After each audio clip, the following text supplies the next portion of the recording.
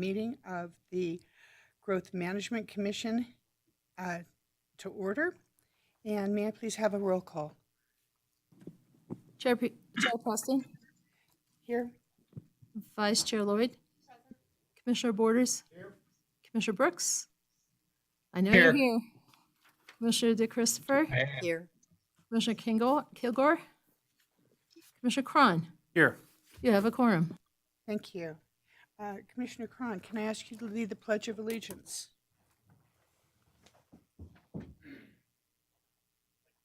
Pledge allegiance to the flag of the United States of America and to the republic for which it stands, one nation under God, indivisible, with liberty and justice for all.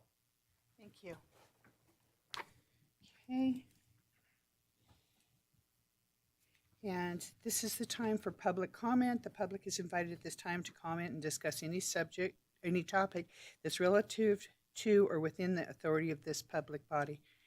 And so if there's any public, please come forward. Mr. French.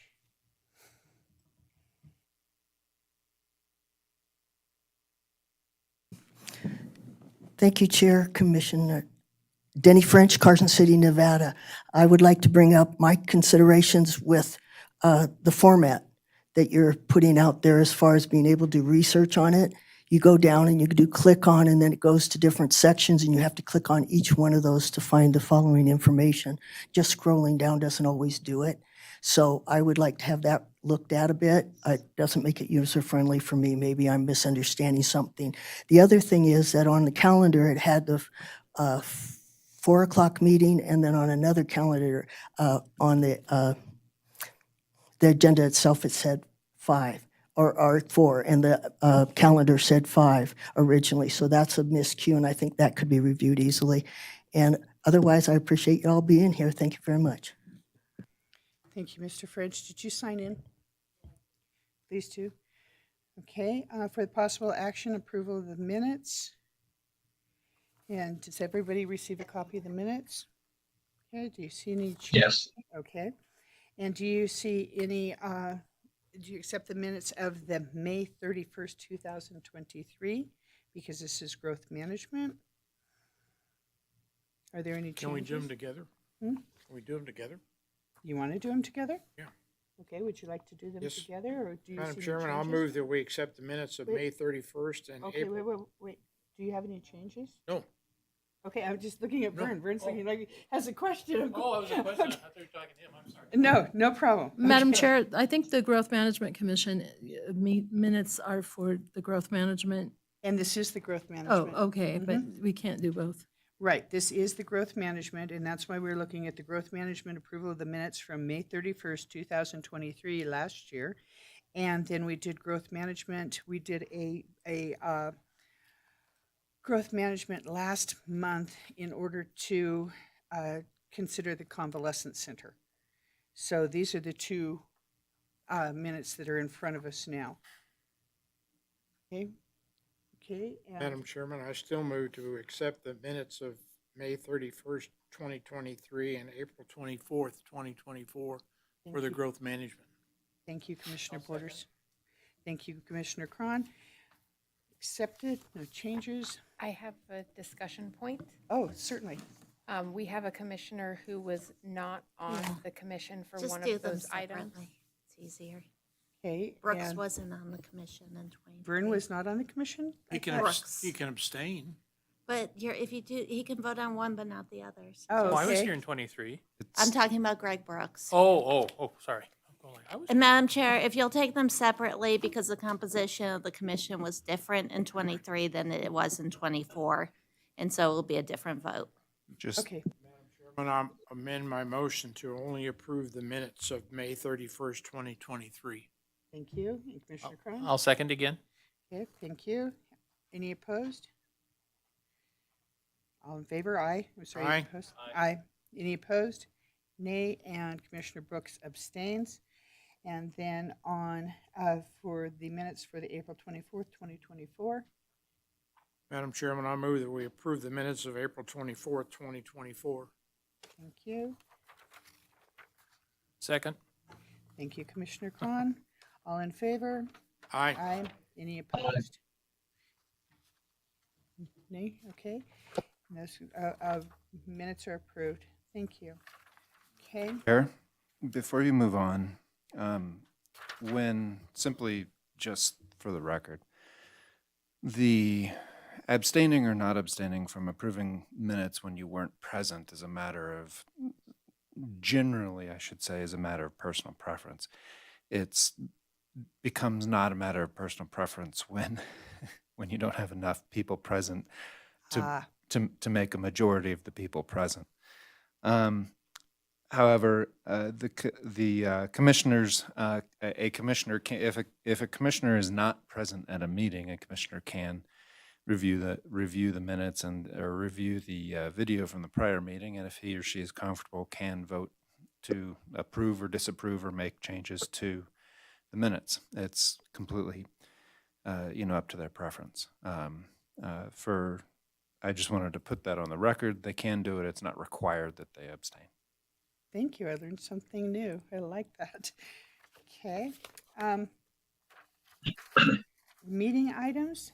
Our meeting items are 6A, GM 2024-0144 for possible action, discussion, and possible action regarding a recommendation to the Board of Supervisors for a resolution establishing the maximum number of residential building permit allocations under 18.12, the Growth Management Ordinance of the Carson City Municipal Code, CCMC, for the years 2025 and 2026, estimating the maximum number of residential building permits for the years 2027 and 2028, establishing the number of building permit allocations within the development and general property owner categories, and establishing a maximum average daily water use for commercial and industrial building permits as a threshold for the Growth Management Commission review. And I'd like to turn that over to Ms. Sullivan. Thank you, Chair. We have some special guests with us today, so this is exciting. Our first guest is AJ Fueling, or Andrew Fueling. He's the superintendent of schools. And I've been working with AJ now for 8 years, as we have had different reactions over 8 years in terms of growth. Sometimes there's been panic, like, oh my gosh, what are we going to do with all these kids? And sometimes there's not panic. And anyhow, it's always good to have AJ weigh in on his observations on growth in Carson City and the impact on the schools. AJ does have graduation tonight at Pioneer High School, so we're going to have him go first, and then I would suggest if there are questions of him, we do that right away so he'll be able to leave and go to the graduation. After the superintendent's comments, we'll have Andy Hummel, who's our utilities manager, come, and he'll present both the water and the wastewater reports, and then I'll take it from there. Thanks. Welcome, EJ.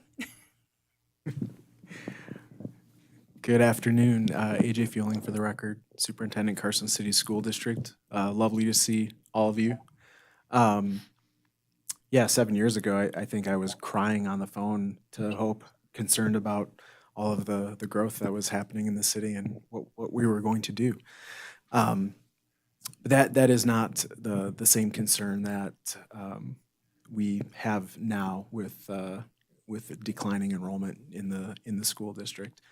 So that has been a significant change in our kind of projections and what we are seeing, that even with clearly the growth that has happened, we are not seeing kind of corresponding growth in terms of student enrollment. So I think the population of Carson City since 2000 has increased something around like 15%.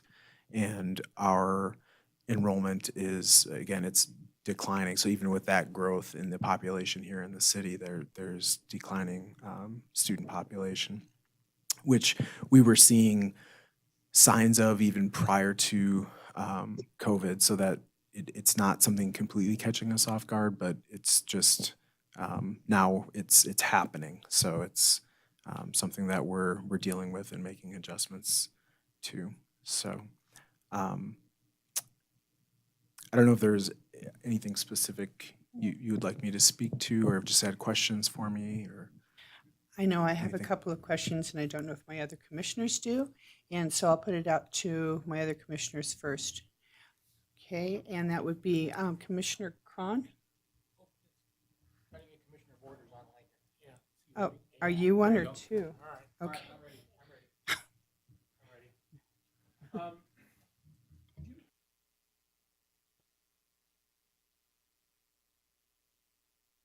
Ranch special or specific plan area and how the school district is fitting into that overall development? Because I understand that there was some sort of property that was going to be allocated for the school to use in that area. Sure. So back in, I believe it was 2017, I think, as a part of the agreement with the city, there is a 10-acre portion of land that was set aside for the school district to purchase. The agreement was there would be voluntarily a fee that would be levied on any permit that was pulled for development there of $1,000 that would flow to, it would flow to the school district to help us pay for the purchase of that 10 acres. And that 10 acres, the value of it was set at $2 million at that time. So at that time, if I recall, the projection was that there would be 1,850 units or permits, I guess, pulled. So it'd generate about $1.85 million, with the balance of the 150,000 being on the school district to pay for that land.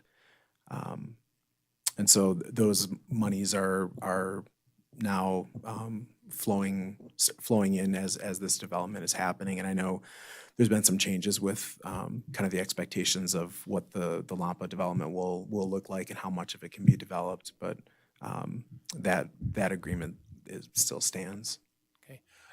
What's the current thinking related to that parcel of property? What's the school district going to use it for? An elementary school, a new high school? What are we talking about?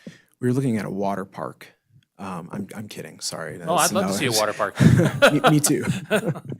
No, it's changed. So initially, the expectation. So to take you back to that time, based on the historical relationship to the population of Carson City, and I think we went back to like the 1950s or 1960s, and the population of students in the school district. We were expecting, based on the full build out of Carson City, which I think is like 75,000 is expected to be, right? That we would have, we would end up at that point with about 4,000 high school age students. And so part of that conversation is, well, unless you want to have one high school with 4,000 kids, we're probably going to need another facility. But also thinking that we would have to build at least one more middle school and at least two more, or I should say, build one more middle school and then at least two more elementary schools. And so the thought at the time was, it would either, it could potentially be, you could use that site to build like a single building that would be, say, just for 9th graders, and then have the 10th through 12th grade in the main campus. We also talked about using it as our building a K through 8 building that would kind of help us as that growth happened, and that would get us through. And depending on where the growth actually ended up, maybe that building would eventually change to something else. We weren't exactly sure. Now I'll say, the conversation has been more so around programming, and there are changes happening with what we are trying to offer our students in terms of what our building currently has available. What the building itself, well, Carson High, I believe, opened in 1972, or at least construction was completed in 72. there have been a number of additions since, and it's actually quite a mess in some ways because of it. The heating, the HVAC system is, don't get me started. But it's structured in a certain way that only allows for programming of certain types. And so over time, and as the economy changes and trying to meet the demands of the labor market, potentially looking at something that would, we've talked about a lot of things, and I don't want to say this like this is going to happen, but the idea of doing something in line more with, like, say, the construction or trades, something expanded. We used to have an auto body program at Carson High, and that room has been completely converted into large engineering labs. If you would look to bring something like that back, manufacturing has become something that in our world, there's what we call career pathways within our CTE, career and technical education programs. And so one that the state is really trying to push is manufacturing. And so, would there be, potential of doing something that would allow for students to follow that pathway? Right now, we don't really offer anything. So that has been the primary focus. The other thing that is kind of an interesting development, and this is really at a national level, but also state level, is a focus on like early childhood, pre-K type education. That is something we have funded only through state grants at this point. It's offered on a very limited basis. Next year, there will be one pre-K classroom at each one of our 6 elementary schools. That's some movement that we've done, because we used to have 2 at Empire and 2 at Fremont and 2 at Mark Twain. And so we've tried to spread that wealth out. But there is a lot of talk and a lot of interest in funding pre-K on a much larger level, and maybe even potentially like 3-year-old kindergarten, I guess you'd call it. And so if that is the case, and the state and the feds really start funding that, trying to make that a reality, we don't really have a facility that could provide that kind of space. So that may be another adjustment to how some of that would be used. But so there's no definitive plan. I would say having what years ago when this was happening, it was, kind of the mantra was having options have value. And so the fact that we have that option there is a lot of value for the district in terms of the services we can provide for the families in the community. Thank you. Yep.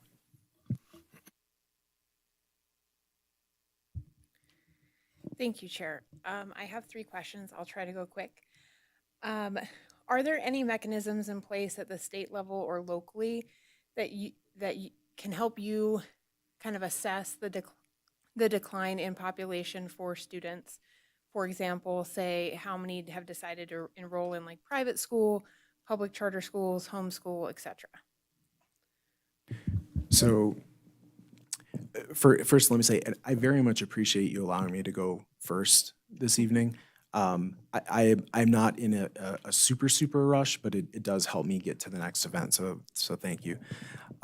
There is no good mechanism for charting where our kids have gone. What is really frustrating is that some families choose to homeschool their children, and that's wonderful. The problem is that they are only required to notify us once that they're choosing, and after that, there is no more communication. So the only way we know if the child is still in the community is if years later they come back, and often they do, especially once getting up to the middle school or the high school level, just because of the offerings and the types of classes, and the content gets a little heavier when you're getting to high school. As far as private school, ultimately, we have a relationship with the private schools in the community, Beth Lou and St. Teresa's, and I know that their enrollments have gone up. I think there was even a paper, an article in the Nevada Appeal about that.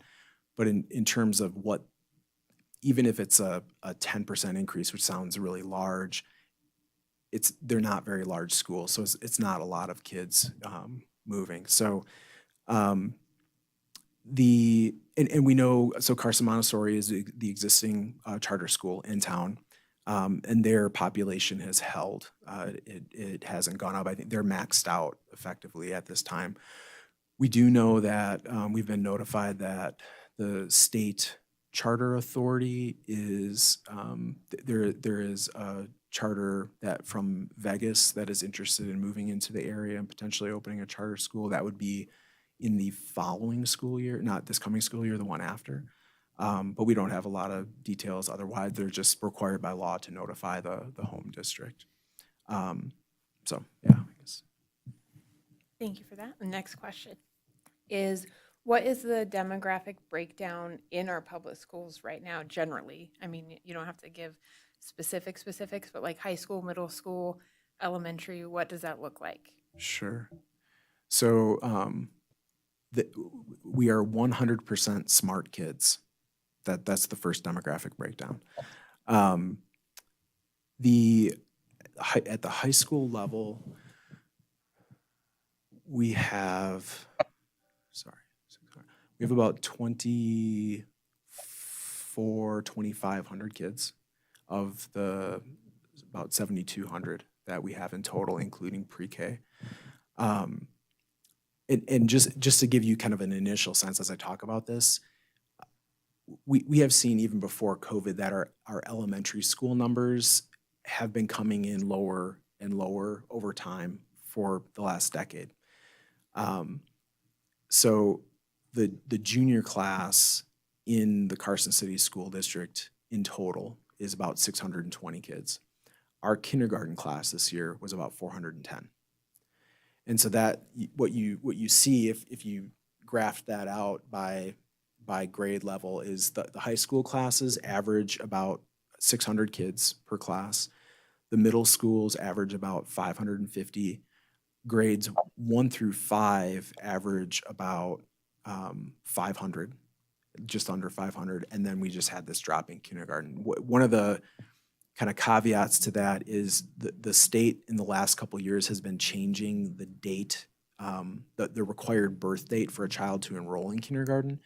And so that was moved back to now by state law to August 1st for all districts. Up until 2 years ago, we accepted kids as late as September 30th. So a child could actually start kindergarten at 4 years old as long as they were turning 5 by September 30th.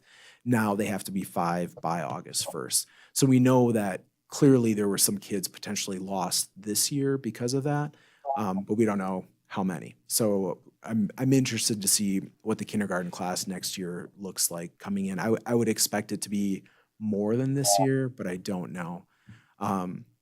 We do know that, families in general are having fewer children. We do know that the birth rate in Carson City has dropped over time. If you go back to, I think I have numbers going back to like 2005, and there was a year or two in there where there were over 800 births in Carson City, and now we're sitting around the like 550 to 500 range for births in Carson City. So that kind of adds into the kindergarten numbers. Does that answer the question? Yeah, thank you. Last question. So I've seen in the papers, I think we all have, and Carson Now and such, that we've seen issues with staff retention and the ability to have staffing here in Carson.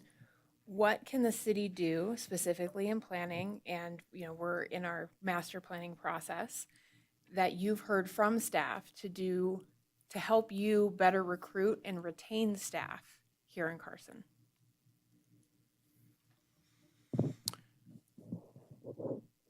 So I feel like this is beating a dead horse, and I apologize for that. Housing costs are really difficult. For other reasons, I think I put in one of the these online mortgage calculators at a $400,000 home, and if you put 10% down at a 7.7% rate, including property taxes and PMI, you're looking at about $3,100 a month. And there's not a lot of homes in Carson City that are $400,000.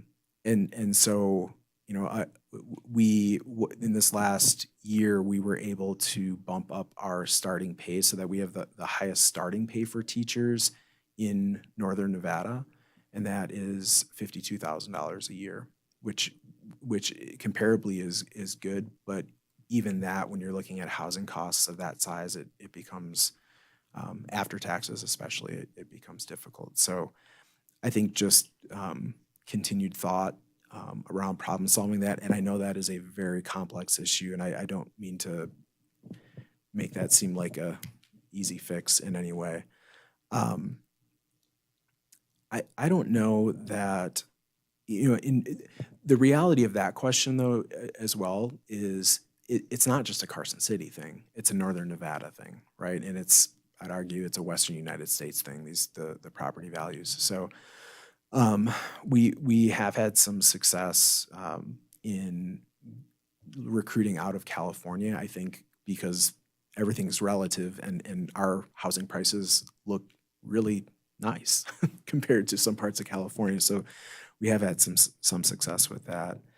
I think that's the one that stands out the most to me. I think continuing, and I think the city has done a good job with this over the years, just continuing to remember that a vibrant community is a diverse community in age. And so making sure that we're being thoughtful about providing things for all ages. I know my kids that are 3 and 4 years old don't advocate for themselves very well in these conversations. So I think just being thoughtful about what young families want, because a lot of my teachers, I have we're in this room last night recognizing our retirees, and there are some pillars in some of our schools that have been there for a very long time that are walking away. And if we're trying to attract the next generation of teachers, they're likely going to have young families themselves. And so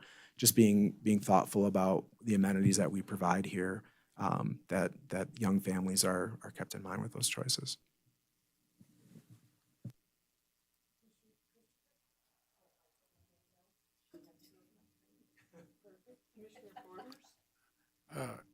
AJ, I just have one question. Before, you know, in all the bond committee meetings that we talked about, there was a bubble class. And I think is it moved through middle school yet, or is it still in middle school?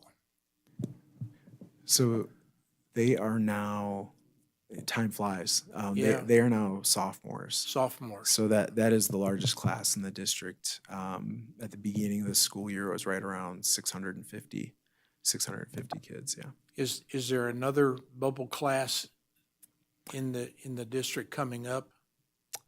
No, it's actually pretty linear, at least in terms of the high school level, what those classes look like, the middle school, and then the elementary. Okay. That kindergarten class is sort of a reverse bubble that we're dealing with. Thank you. Thank you. Commissioner Cron?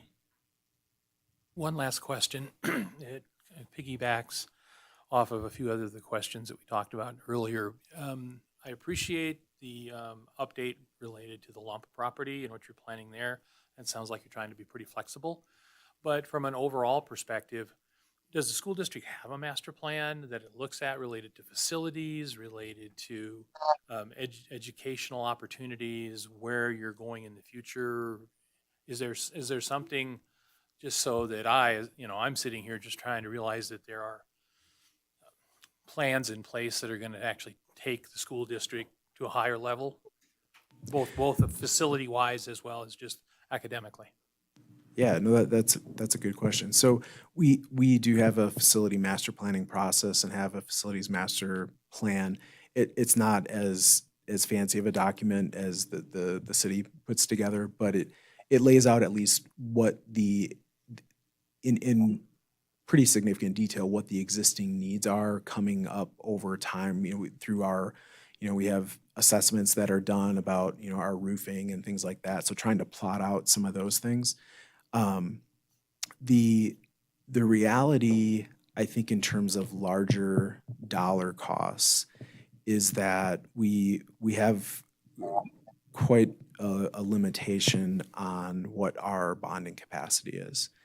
And so what stands out to me as I look at, as an example, Fritch Elementary School. Fritch Elementary School opened in 1954. That building causes us a lot of facility heartache because of the age of it. And the idea of replacing an elementary school is something we could do, but we likely would have to do no other projects in any way, no major maintenance, nothing on any of our buildings for about 10 years before we would have enough bonding capacity to pay for replacing an elementary school. And right now, an elementary school, a new one, is running somewhere between $30 and $50 million for what's being built. New middle schools are 80 to 90. We could never replace Carson Middle School. Carson Middle, I believe, was built like in 1950, right around 1950, which it was Carson High School at the time, and now it's middle school. But we would never be able to replace that. Carson High School, the high schools in Washoe County they're building right now are $250 million. We couldn't touch it. And so I'm hopeful that in the the next legislative session they look at some of that, and we're not the worst of it. Our bonding capacity is enough where when we are planning out, it really is about maintaining our facilities and looking at what programming we have, what programming we may want to add, and are there modifications to our buildings. You have some situations, say out in White Pine County, where they have two schools over 100 years old that they can't retrofit anything anymore. And because their tax base is so small, unless there's help from the state, they will never be able to replace those buildings or do anything to. They've talked about knocking down both and creating one and bringing all of them in, but they can't do it. So sorry, I kind of got sideways with White Pine, but yeah. So we do go through a process. We do plan that out, but the thing that's always on our minds is that at some point we are going to have to look at replacing buildings, and that is just not something we don't even bother putting it in the facility master plan as a thought, because right now there's just no mechanism to generate the amount of money that would be necessary to do that. Thank you. Commissioner Brooks, do you have any questions? Craig? Okay, seeing no other questions. Thank you so much, AJ. Thank you very much. Okay, I think now, if it's okay with the chair, we'll go on to Andy Hummel, who's the utilities manager. He'll talk about water and wastewater. Hi, Andy. Hello. Thanks, Hope.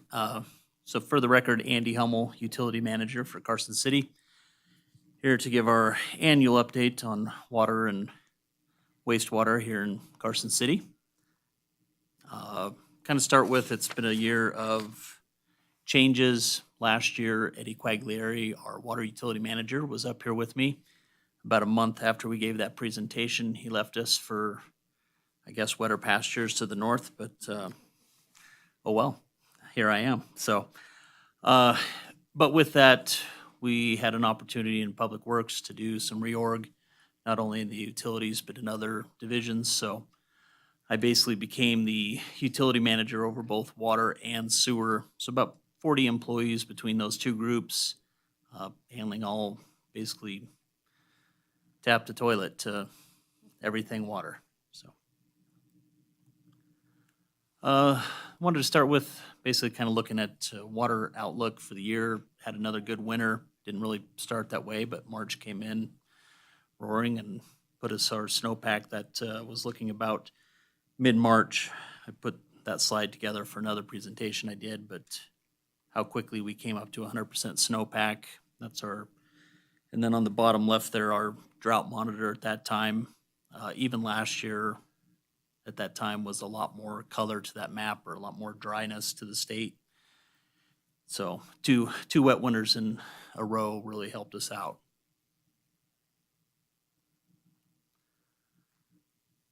Slide we've shown in the past, but just looking at our water resources, basically the water rights that we have to provide service to our customers, a pretty diverse portfolio, surface water, groundwater. We have water rights that in wells in Douglas County that we use the intertie system to bring into Carson City. We also have effluent reuse with our wastewater system that helps offset at least 3,000 acre feet a year of water that we don't have to use domestic water for. It's our golf courses and state prison farm. And then also recharge, especially in wet years like this, that we're able to do for when we get into drought situations.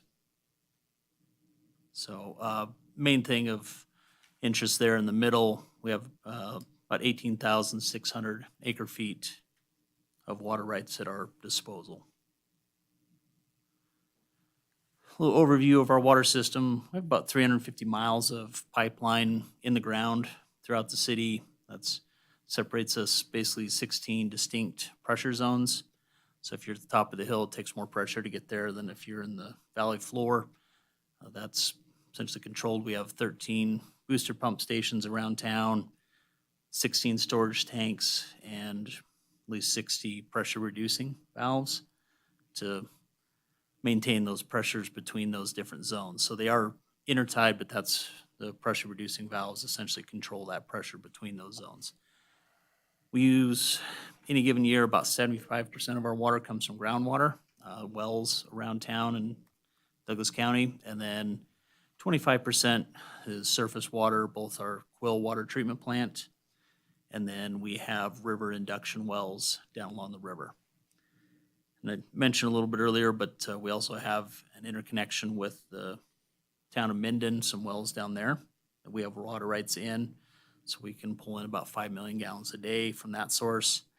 And then also have an intertie with Lyon County, basically up close to the landfill. There's a tank up there that both our system and theirs is connected to that, so we can both pump into it, pump out of it if we need to.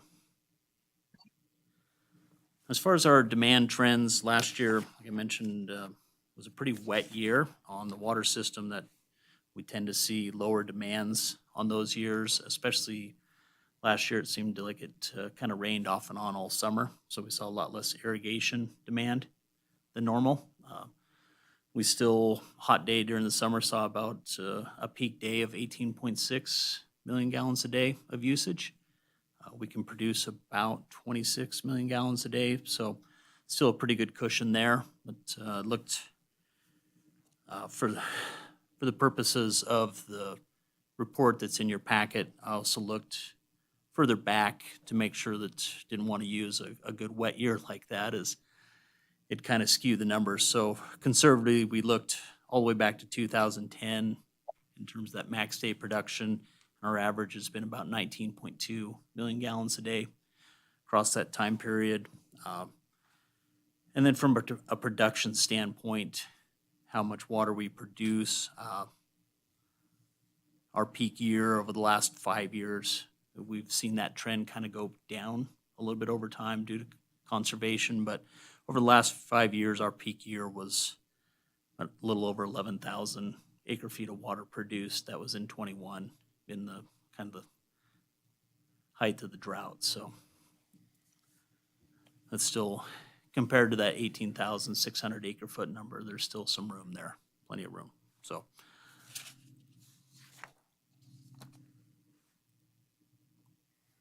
and then onto our wastewater system overview, a little bit simpler graphic, but basically it starts once customers are done with our potable water. They flush it down the sink, down the drains, whatever, and goes through our 300 plus miles of collection system to get to our treatment plant, our water resource recovery facility on 5th Street. Through either that pipeline, we do have a number of lift stations, about 5 of them out in the field. So there are places that are lower than that plant. Everything kind of tries to flow to it by gravity, but have to use lift stations to lift it up occasionally. We do have just the one treatment facility in Carson. We're permitted to treat 6.9 million gallons per day at that facility. And then as far as what we do with the water once it's treated, we have about 24 miles of reuse pipeline. We pump it up in the winter. We have a reservoir up in Brunswick Canyon. And then all summer, we're using that water plus whatever's being produced at the plant to water at 4 sites around town, basically the 3 area golf courses and the prison farm.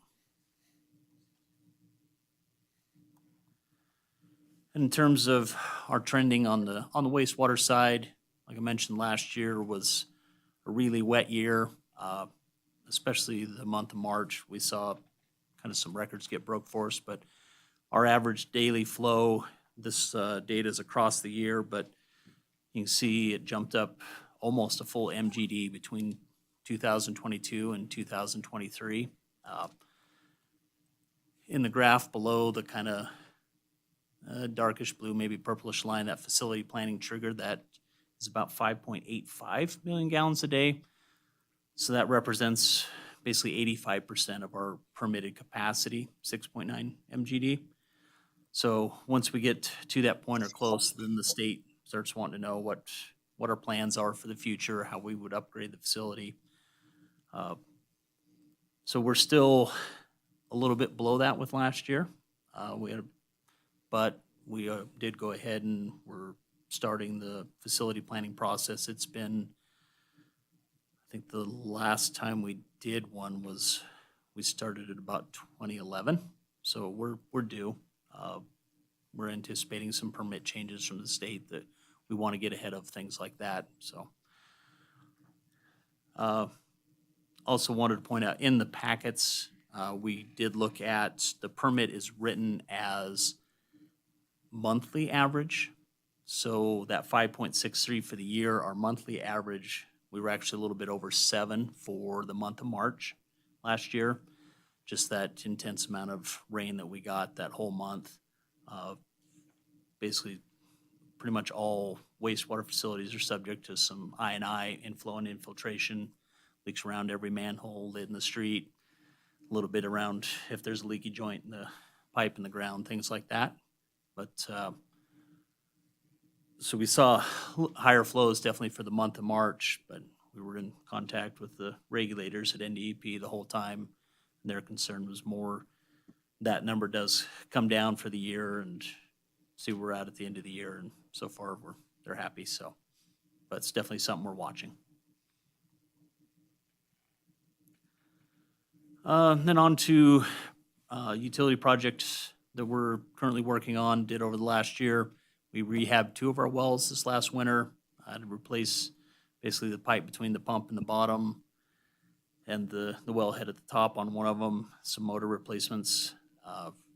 We did a large sanitary sewer rehab on Eagle Station, and then we're able to improve our water pressure zone separation on that with that project for that area. Timberline, we did a pressure reducing valve replacement project. Several projects at the wastewater plant, the wharf, currently working on the second floor of our dewatering building, some surface delamination we were having there. We were working on plans for a new warehouse building on that site.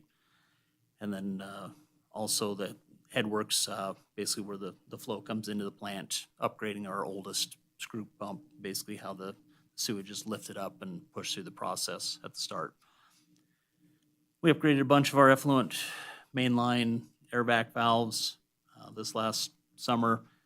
There's pictures of kind of the existing one on the bottom right there and the replacement on the left. They've been in since the 80s and starting to show some age and having issues with them being even functional anymore. Also looking at some water and wastewater improvements with the Williams Street project that's upcoming. And then going to rehab one of our tanks this coming winter, the Tanstaffel tank. And also the big one, capacity-wise, is our Quill water treatment plant upgrade. We're basically at 100%, and staff and our consultant are working diligently this week to have that out to bid next week. So we're excited to see that go. As far as studies, this last year, we updated our water conservation plan. Been about 5 years since we had looked at that. We're finalizing our database regarding the revised lead and copper rule. It's basically identifying all the water laterals in Carson City, what material they are.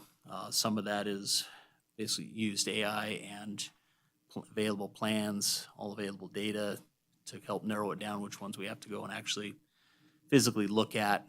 But that is, the due date on that work is in October this year. Our source water protection plan was updated this last year. We're gonna look at updating our water resources plan in the coming year. And I was previously mentioned at the wharf, the facility master plan update, so. And wanted to talk briefly about Quill as we go to bid on that. We, at the 90% level, the cost estimates, largely thanks to inflation, we had went from about a $12 million project at the 30% design level to over 20 million at 90%. To address that, we basically had a value engineering session, looked at what do we really need right now, what can be done in the future, and basically landed on, with the Marlette Dam rehab project that the state's doing, we're not gonna be able to take advantage of the water out of Marlette for probably 5 to 7 years. They're basically gonna drain the reservoir, rebuild the dam, and it's gonna take an extended period to recharge that. And it's gotta be pretty full before we can actually use that water. So it made sense to, let's pull out one filter train and the associated UV equipment at this point. And I'll show second page here, kind of in the red there, what we would pull out, continue to keep the plumbing in to be able to add those when it's time and we're ready to make it simpler in the future, but that's what we landed on.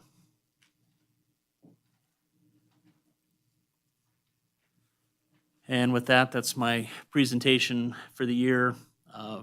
It's between the water and the wastewater system, pretty complex dynamic systems, but thanks to our diverse water portfolio, we sit in a pretty good position for the future.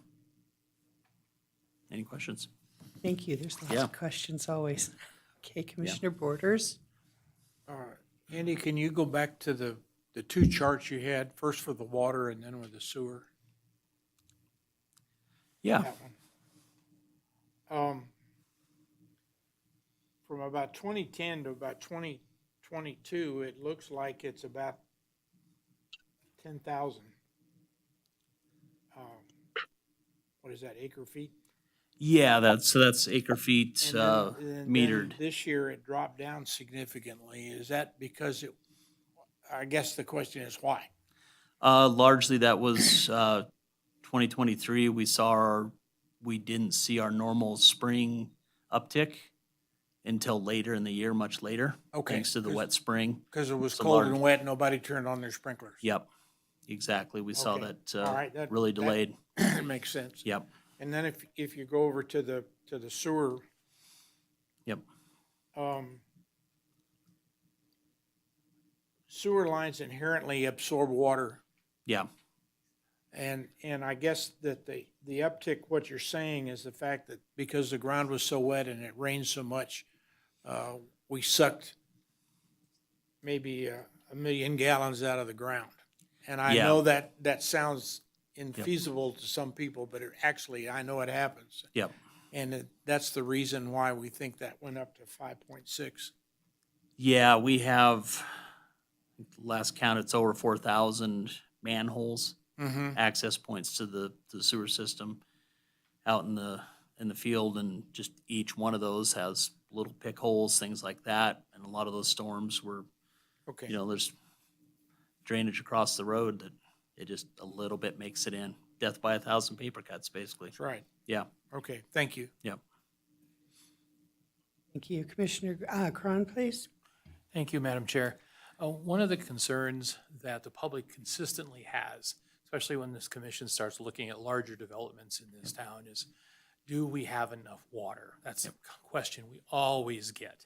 Yep. And so I was hoping that you could add a little perspective on that for us related to not only which I think you've done very well about talking about future demands with your plans and stuff here, but what are we, 'cause we were talking a little earlier, it was like 75,000 population build out in Carson City. Are we able to do that? Is that number realistic from both a water resource perspective as well as a wastewater treatment perspective and sewer? Yeah, from the water standpoint, and really both of them will need more production as we move along. Some of that on the water side, on the drinking water side, is the quill treatment plant. We may need an additional well, things like that, to meet that ultimate demand. On the wastewater side, we will need to upgrade the plant for more capacity. The part of why we're looking at the facility plan to help get us a better idea what that build out will need to look like. And we'll also need to look at more reuse opportunity, whether that's increasing usage at the prison farm, rapid infiltration basins, other uses of the water, things like that. Yeah. But at least for the short term or medium term, Carson City can continue to issue residential building permits, permits for construction for commercial and industrial properties.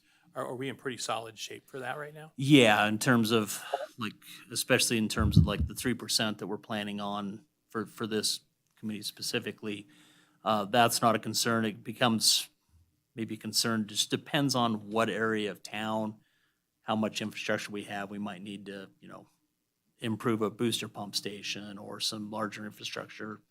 When you really get down in the weeds, it's not a blank canvas, but we look at that on a case-by-case basis with the developers.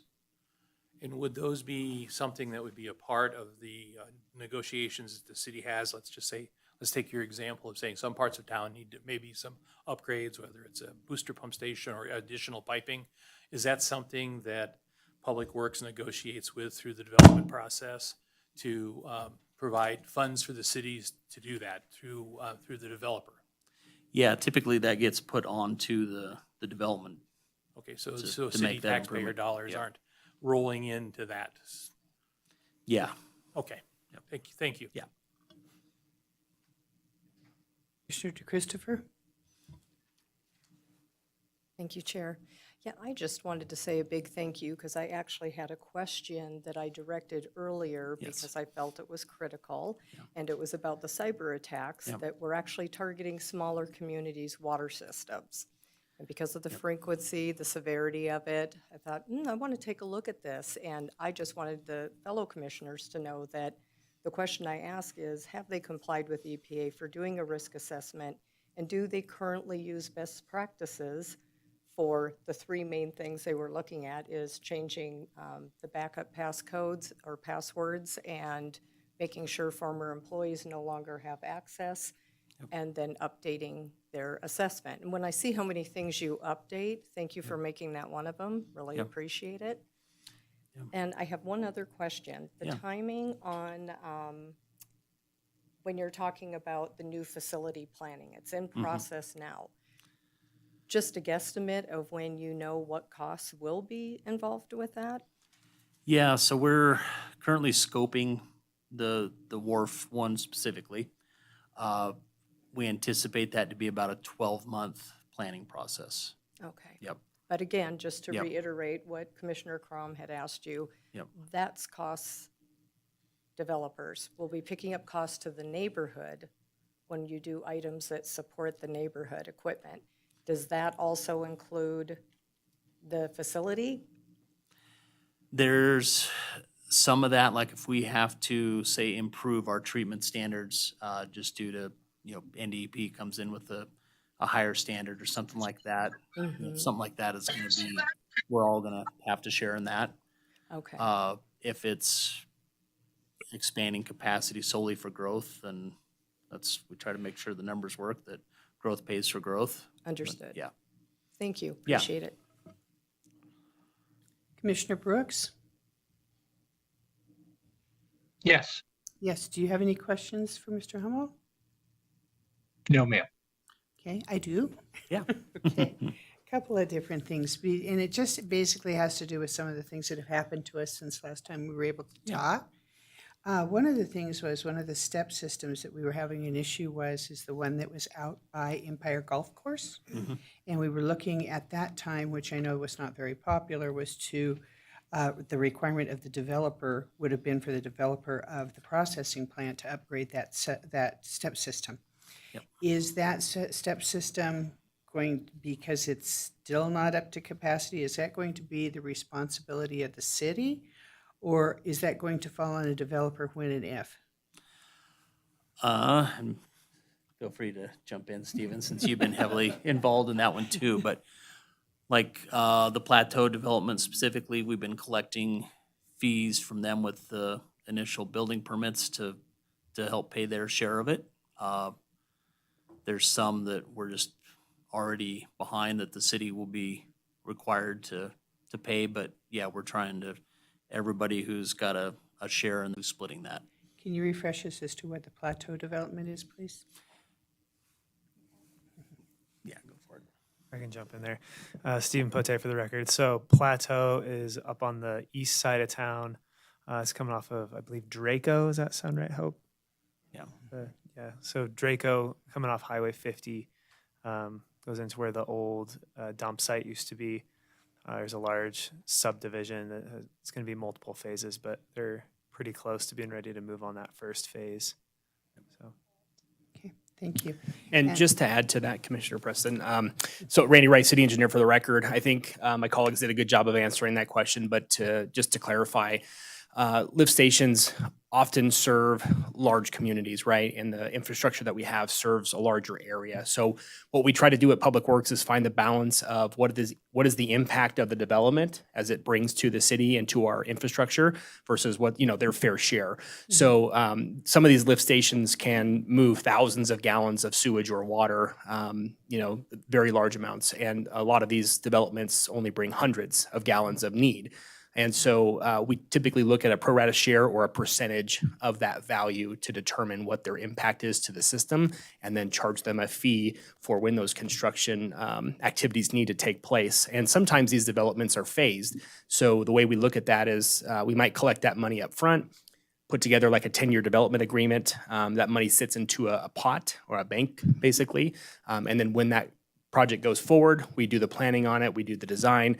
Maybe that project cost $1 million and we collected $500,000 from 5 different developments that report to that lift station. And then the city uses our connection fees and our user rates for that enterprise fund to pay for the difference. I think the concern is that we had heard that there was some problems with that lift station primarily affecting the mobile home park that was to the east. So. Correct. Yeah. If I remember, that conversation was from a couple years ago.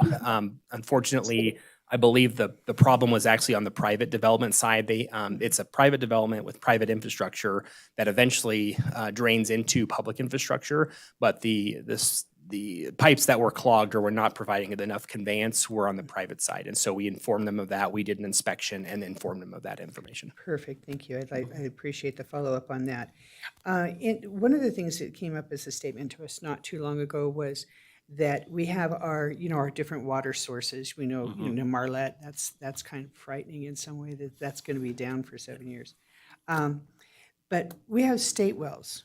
Does the city have the authority or the ability, not authority, but do they have the ability to go ahead and use those state wells in order to support some of the different projects in Carson City? I don't believe we have any standing agreements to that.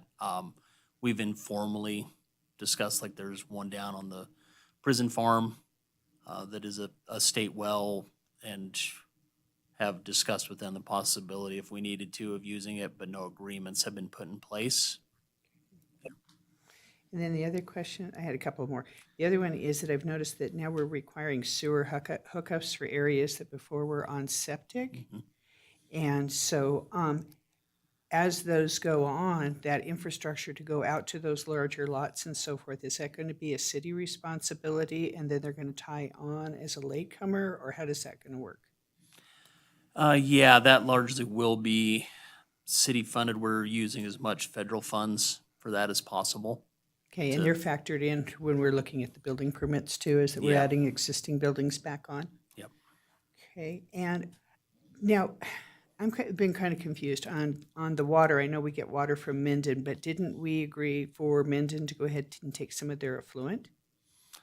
No. Okay, we're so not. none of Douglas County's effluent is coming into Carson City? We get some raw sewage from the Clear Creek. Mhm.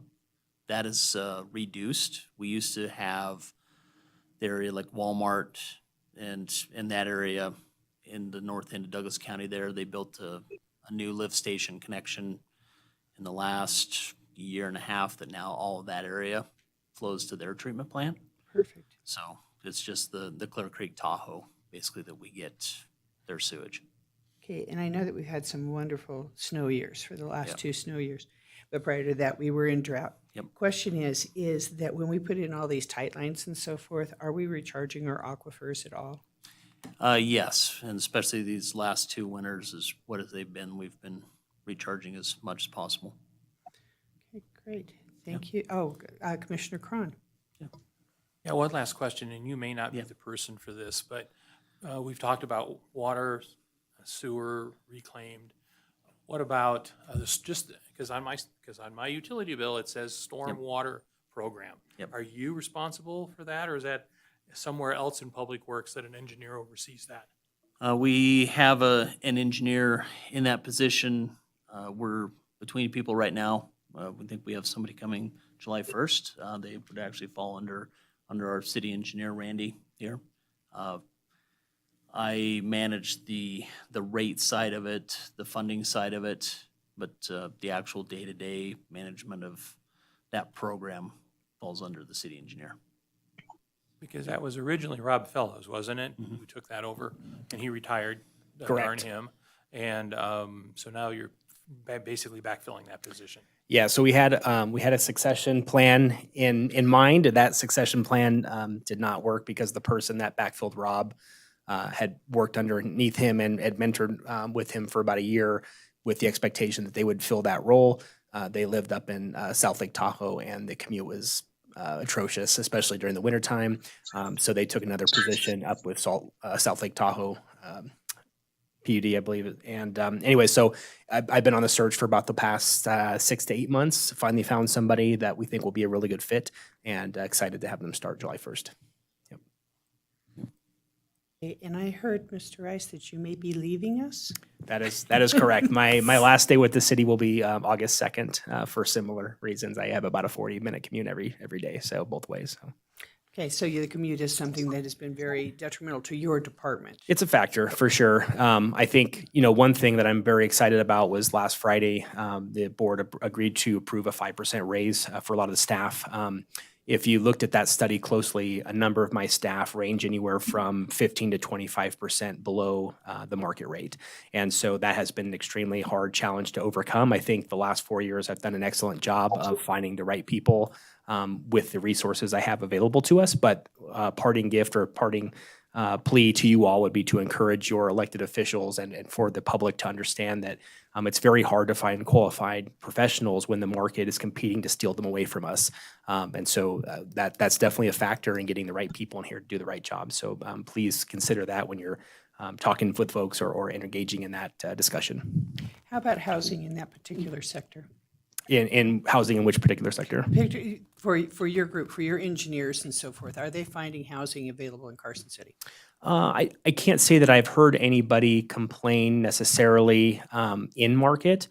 One thing I will say is folks coming from out of market, especially on the entry-level positions or technician positions or our assistant project managers, for example, we have recruited over the last couple of years folks that are coming from out of market, specifically California, that have similar skill sets that we'd like to bring in here and utilize. We have found that they were quite shocked that the housing is roughly equivalent, right? The rental rates, the purchase rates are roughly equivalent to where they're coming from, and yet our salaries are much more diminished from what they're used to. And so, even though they're saving on the tax, the state tax on that side of things, they are having a hard time making the numbers work for them, if not losing income. And so that's been a challenge as well. I think I can say for this board, you will be missed. I appreciate So- that. Thank you. So thank It's you. been a pleasure to serve you all. These are great conversations, and I'm glad you're all present to do it. And thank you for your service. Thank you. Madam Chair, I just wanted to point out some other people who are in the room in case the commission has questions for them. Not to say you can't ask Andy more. Andy's still here. Rick Cooley is our Deputy Public Works Director. He's present. Jen Budge is our Parks Rec and Open Space Director. Chief Sean Slayman from our fire department's here. Jim Premka from our sheriff's office is present. And Chris Martinovich, the transportation manager, is present. So I just wanted to make you aware they're all here. Of course, keep asking Andy questions, and it's interesting because when we do growth management, we talk about infrastructure.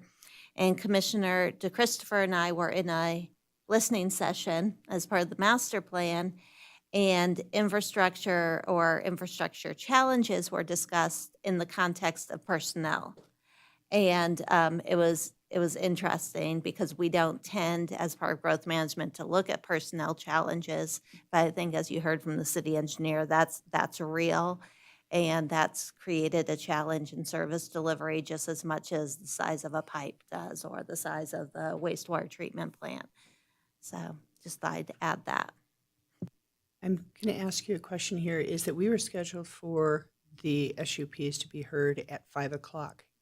I believe it was no earlier than 5 o'clock. No, earlier. Okay, I wanted to clarify that because I don't know if any of the people that did or applied for the SUP are here.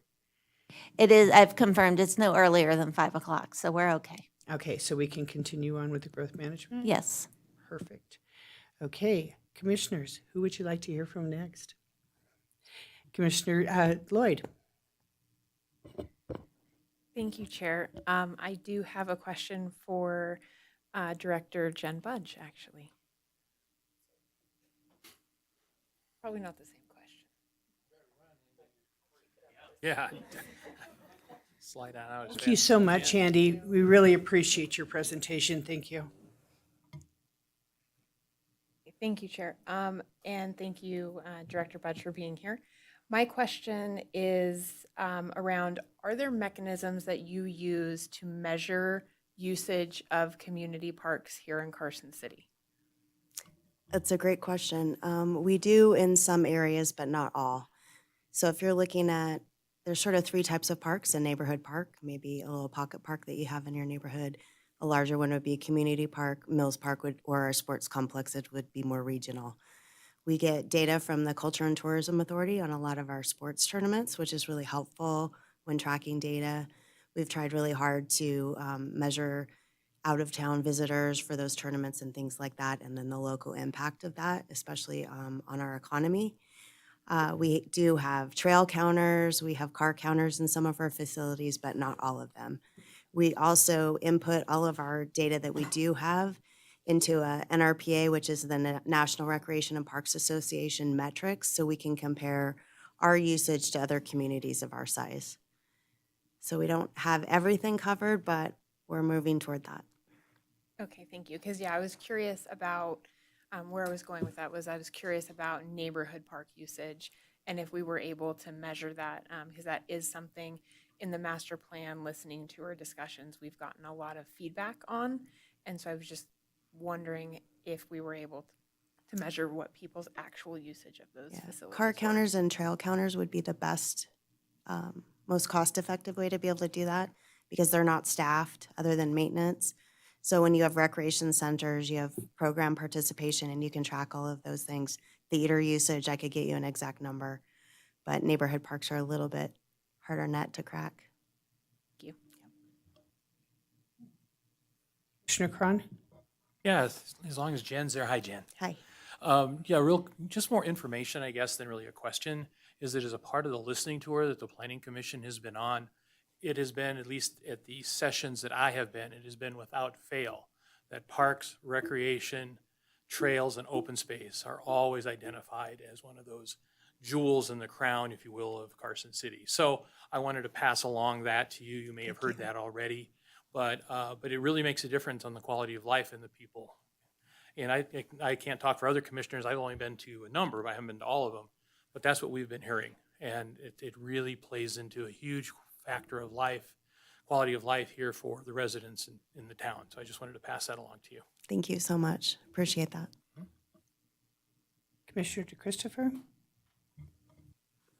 Finally, a question that hasn't been asked yet. No. Given your years of service in this position, what would you share with us of your impressions of the 3 different types of parks that we have here? Are you supportive of continuing along with what we have now? Are there concerns that you have, things that we should be aware of as we do update the master plan? Thank you. Again, Jennifer Budge, Parks and Recreation Director. That's a fantastic question. In our Parks Master Plan, which is dated, it's from 2006, 2007, it has a real drive toward these neighborhood park components in every community, making sure we don't have a neighborhood that's underserved. That's a great idea. It's an older idea, and it's one that we just can't financially afford. So our focus has sort of switched to reinvesting in our existing park system and open space trails. We try to get grants wherever possible. We've really leveraged that quality of life funding, which is a local voter-approved sales tax initiative that was tremendous. It was really progressive in the 90s to be able to have that. Most communities throughout the nation don't even have that funding source like we do here in Carson. But we need to reinvest with our existing facilities rather than expanding and adding new parks to our system. So we've tried to do that. Any new parks, working with developers, we've tried to create landscape maintenance districts or have the development fund maintenance 100% through a homeowners association. So the new additional facilities are not a burden to the city's general fund, and they're being 100% financially supported for maintenance by that new subdivision. So Lampa Ranch is a great example. There is going to be a landscape maintenance district for the drainage components, but the park system will be 100% funded by a homeowners association. So we'll have new parks, we'll have good drainage infrastructure, but no burden to the city's general fund. Thank you. Okay, I'm going to be the wet towel. I am the wet blanket. I am the wet blanket. One of the reasons I'm the wet blanket on this is there's a couple of different things. I am a proponent of making neighborhood parks with HOAs and having them together. I think that that is something that's good. It's something that keeps the community together. However, okay, I live at Silver Oak. And I live at Silver Oak, and one of the reasons I moved to Silver Oak is when I came back here from Olympia, Washington, I had Steve Caston actually give me a tour of the Winnie Lane and Ormsby Boulevard, and he was so proud. He said, this is a public and private development partnership. He said, please note that our sidewalks actually have a little sway to them. This is part of our traffic calming devices. We have night sky lights. I mean, it was just awesome. And I took that back to Lacey and Olympia, and they loved it. Now, here I am living at Silver Oak. My property values are diminishing because my entrances, which are the responsibility of the city, are filled with foxtails. Right now there are 23 dead trees because of the lack of the irrigation that is there. We have lost probably 50% of our plantings. And this is when we were actually doing when this all came in was Carson City Tree City, so I look at this, I'm very, very disappointed. And I am disappointed that what happens is when there's enough greasy wheels, and I know we have a very vocal association manager, that what'll happen is there'll be a crew, a city vehicle shows up, one Sandy hut and a couple of inmates, and they'll work for maybe 6 hours and then they go away. They were here last week, never finished out the project. And so I look at that and say, okay, you bit this off in the early 2000s and it should be maintained. So that's That is one of my big things on this, is I understand we're progressing into making in these neighborhood parks and the transitions and the signs and so forth to be the developer's responsibility. But in this point, it's the city's responsibility. So that's where I have to go with that one. Okay, thank you, Madam Chair. I appreciate that. So Silver Oak is a challenge in itself. It is an old development agreement. It's still being built out. All of the residential construction tax that goes into it is reimbursed to the developer. And there is no set aside money specifically for that subdivision for maintenance. If we had the policies that we do today back in the 2000s, we would have a funding source specifically for that like we do in Schultz Ranch. We have a landscape maintenance district and dedicated funding. Back to what the city engineer mentioned earlier, personnel. We're having a hard time maintaining our level of service throughout our park system. We have 0 seasonal park maintenance workers. We used to have close to 30. We have 0. We do have inmates back. We had about 4 or 5 years over COVID where we had 0 inmates because of policies. So we weren't able to do that. We did get approval last year to hire another full-time staff person called a Parks Crew Coordinator. They're starting on June 3rd. They will be assigned inmates, and they'll be working on those common area landscapes that are the medians, the trees, and focusing on those areas because we struggle with that, frankly. Parks are a larger priority. We need to keep them open, safe, and clean. We have over 9,000 acres of land that we're trying to take care of. We have 48 staff, and that's not all maintenance staff. So it is difficult to maintain that level of service. We are a proud Tree City USA and need to reinvest in our trees, our urban trees especially. We did request during the budget this last year to start an urban forestry fund.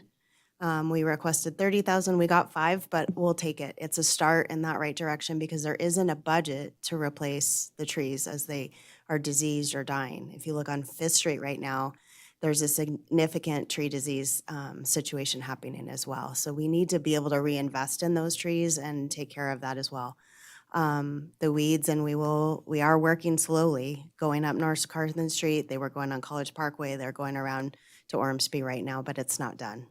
And they could probably just start all over, and we could have one crew dedicated to Silver Oak alone. It's a really large community, and it's hard to take care of. So I apologize for that, and we will continue to work to address all of your concerns. It's important to us, but it's difficult to maintain that level of service, especially with no seasonal staff.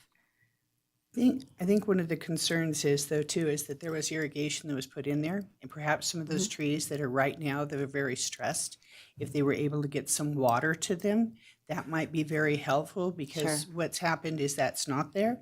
I also look at, for instance, College Parkway with the new developments gone in there. They did take out a bunch of trees. They went ahead and redid all of that, and that association seems to be doing their part of it for the new condos. However, that's the entrance to our college. That's the entrance to one of our parkways. And this is one of the reasons that when we're on the listening tour, people come to us and they say, North of Carson is being just completely and totally left. So that's why, I'm very, very strong on this because this is where the newer housing developments are. This is where all these different things are. But it was established initially that this was a public-private agreement. And I just would like to see that agreement fulfilled. Yeah, well, the public-private agreement is they build it and then the city maintains it, and there wasn't, additional funding identified for maintenance. So we're trying to work through that. As far as North Carson Street, that's going to be part of a bigger corridor plan to reimagine the landscape and that corridor and that gateway into the community. The Quality of Life Fund is contributing to that landscape plan so we can reimagine that because it doesn't look great when you come into Carson from that end of town. I completely agree. So we will be working on those, and we still have outstanding issues with Silver Oak and offers of dedication of land that haven't even gone over to the city. So the city is actually taking care of some lands that are still owned by the homeowners association. There's a lot of cleanup technically through the rights of way and through the land ownership and from the maintenance perspective that still need to be addressed. But we are working with the property manager on that as well. Madam Chair, I think this has been an interesting discussion, and going back to just when the city engineer spoke about personnel as infrastructure, and that's been a challenge. Also, as the Director Budge mentioned, the Silver Oak Agreement was 1998. When I do my presentation on growth management, you're going to see the growth management allocations and what we've learned and some things that we've changed. So just a reminder, I haven't presented to you yet. Okay, just saying. So we have Public Works Director Rick Cooley here, of course, our Parks Director Jen Budge, Fire Chief Sean Slayman, Jim Primka, who's with our Sheriff's Office, and Chris Martinovich, the Traffic Manager. So I can go ahead and present, or if you'd like to call on one of those folks, how would you like to proceed? I have still some questions of the commissioners. So Commissioner Lloyd. Really quickly, Director Budge, you mentioned more than once the lack of seasonal maintenance workers. Can you just briefly tell me a little bit more about that? Thank you, Jennifer Budge, Parks and Recreation Director. So our seasonal workforce has diminished over the years, not just in park maintenance, but in recreation as well. For the recreation team, we have tried to stay ahead of minimum wage requirements. We've tried to get ahead of that to support our daycare programs and all of that. We're having really good luck with that. We don't have a lifeguard shortage right now, while other communities in Northern Nevada do. We've handled that really well. Park maintenance is really difficult to retain staff. It's not a fun job. It's really hard work. You're working in terrible elements, whether it's snow, sun, whatever. We've raised our hourly rates. We still don't get any applications. So we've turned a lot of our seasonal money in for additional full-time workforce. But it's taking us, like that park crew coordinator that I talked about previously, took us almost a year to get someone on and fill that position. So it's just the labor force in general, and I'm sure Public Works can speak to this as well, but they're not desirable jobs, even if we're ahead of the curve with pay. So it's really difficult. We have wonderful staff that we have. They work so hard, but it is a really hard job. Thank you for that. I was just wanting a little bit more clarification, and I appreciate your comments on that. Commissioner Cron. Yeah, my last question for Jen. One of the things that you mentioned earlier was the quality of life initiative. But one of the things we haven't talked about is residential construction tax, and how sometimes how the commissioners voting for development and or allowing single family homes to go forward, because residential construction tax is dealt in a couple of ways. One is just on the single family residence, and then you have the implication of residential construction tax in a larger development context. Could you kind of quickly explain the difference between the two and how our decisions up here will sometimes provide the city, your department, with more money? Sure. Thank you, Commissioner Cron. Jennifer Budge, Parks and Recreation Director. So residential construction tax comes in, it's from NRS 278. And when a new home, a new mobile home dwelling or an apartment is built, there's a portion of those fees that are paid into a fund for residential construction tax. Unfortunately, it was created in the 80s and the amount has not changed since the 80s. So if you get a 300 home subdivision, that generates approximately $300,000. That's not even enough money to build a playground for that 300 home subdivision. So it just doesn't generate enough money. I've been meeting, and I apologize for my voice, my allergies have been really bad. I've been working with the other parks directors throughout the state. There's hopefully going to be a bill draft request that will go forward to hopefully modify residential construction tax to either increase it or have more flexibility with the funds. Because as Vern knows, residential construction tax, you can have money, but it's very restrictive. We can only spend it on parks that are neighborhood parks. Less than 25 acres cannot be used for maintenance. Has to be a playground or a ball field or a new component to a neighborhood park. It cannot. It's very restrictive. So it doesn't generate enough money, and it is so restrictive that it's difficult to spend as well. And then also it does expire. So if we had a pot of money that we're trying to grow to build something, people can request those funds back over time. So as developments go in, we've tried to work with the developers because they can build a park cheaper than we can if it's new, because they're already mobilizing and building that subdivision. So they don't pay prevailing wage. They don't have some other restrictions that we do. So we work with the developers to try to have an alternative way to get those new improvements. But even a mobile home, pays $80 on a new mobile home, but it still goes into that park fund. The city of Carson is one park district, so we can spend that residential construction tax anywhere.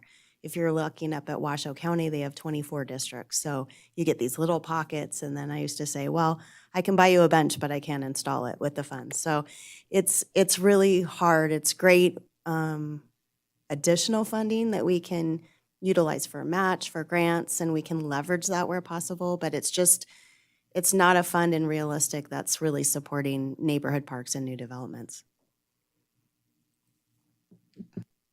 Thank you. That clarifies quite a bit right there. Commissioner Brooks. Okay, not hearing from Commissioner Brooks. Okay, thank you very much, Director Bridge. Okay, thank you. We'd like to talk to police and fire too, please. Oh, okay. We hear about Police and them, fire, too. you can come up and I can go after you. Come on up, Jim. Yes.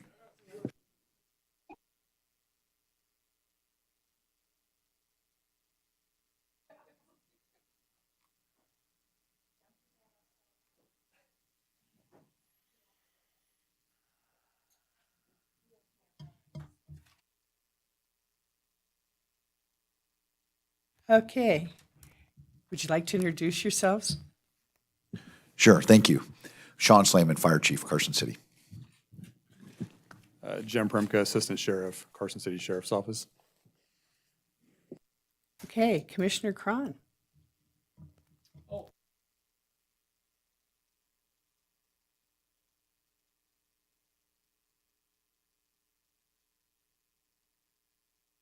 Who is Rick Cooley? Okay, and let's do the sheriff's office, and then we'll all find out about the mysterious Rick Cooley. Okay, sorry about that. Commissioner Lloyd. Question for the fire chief. This might be a softball, but with the new fire station coming online, how will that help us be able, as a growing city, be able to meet your call times, and how will that help response times in the city? Just kind of, can you talk to us about that and how that will benefit our citizens in Carson? Absolutely, thank you.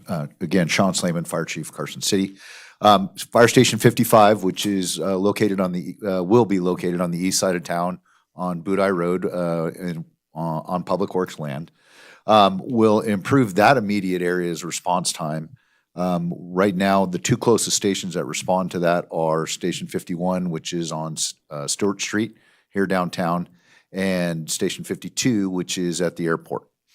So that eastern portion of town is in need of better fire service protection. And so city has funded for a new fire station. It is under construction right now.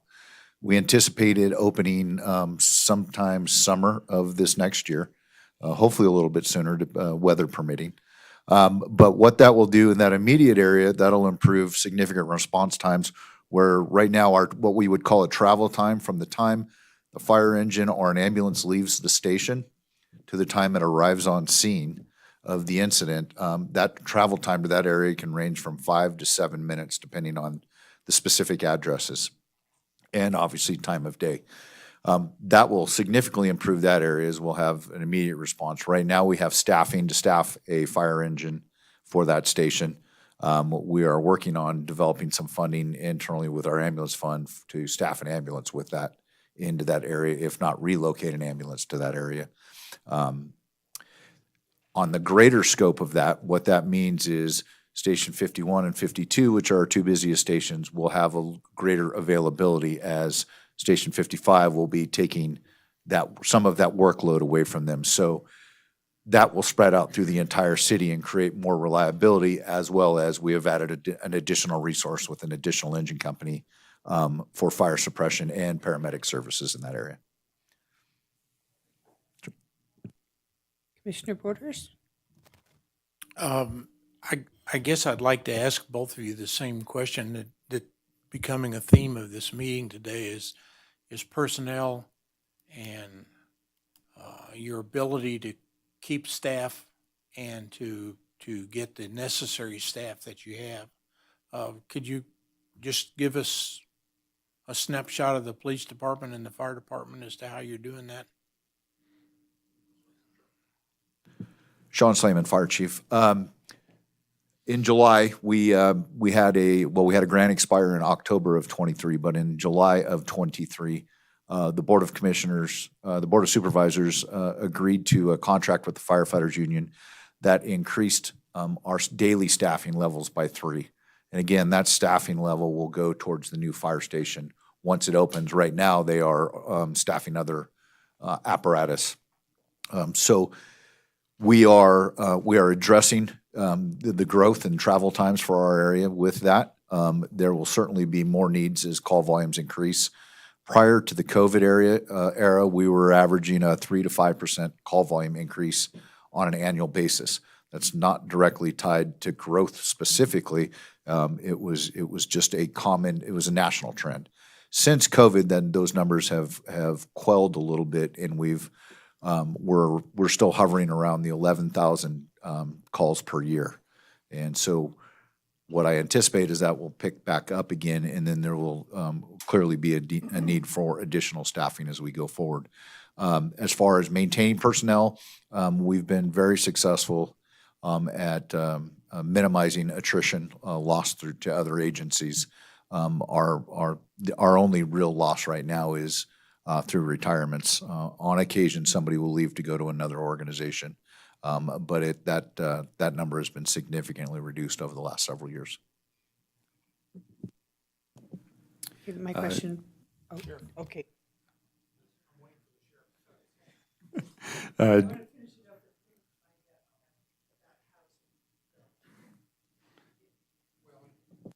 Is that question? The second, yeah, I would like to hear from the sheriff, and then we can hear from both of them about housing too. Okay, great. All right.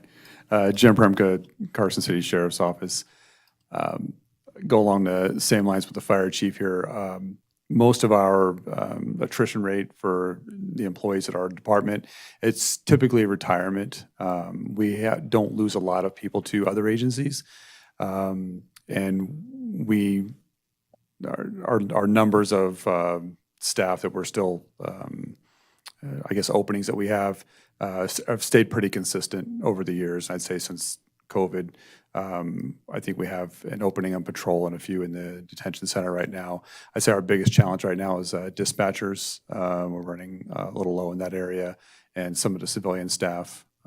But overall, no concerns with our response to any calls for service or the community.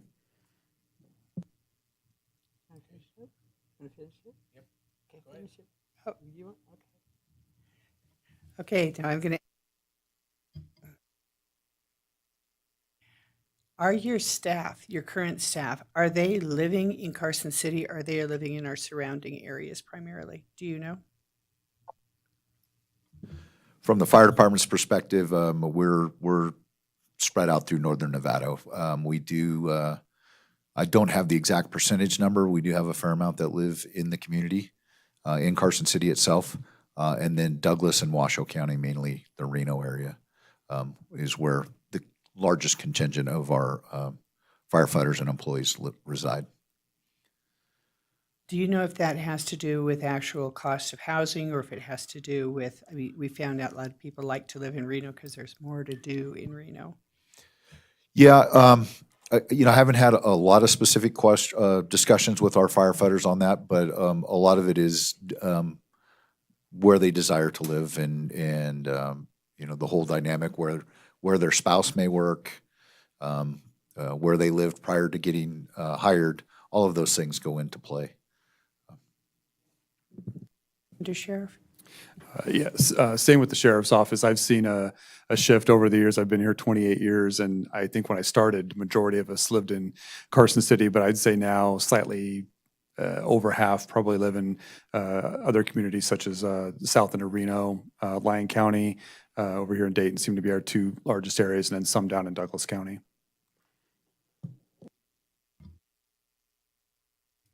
Commissioner Brooks? Okay, any other questions for, thank you so much for attending.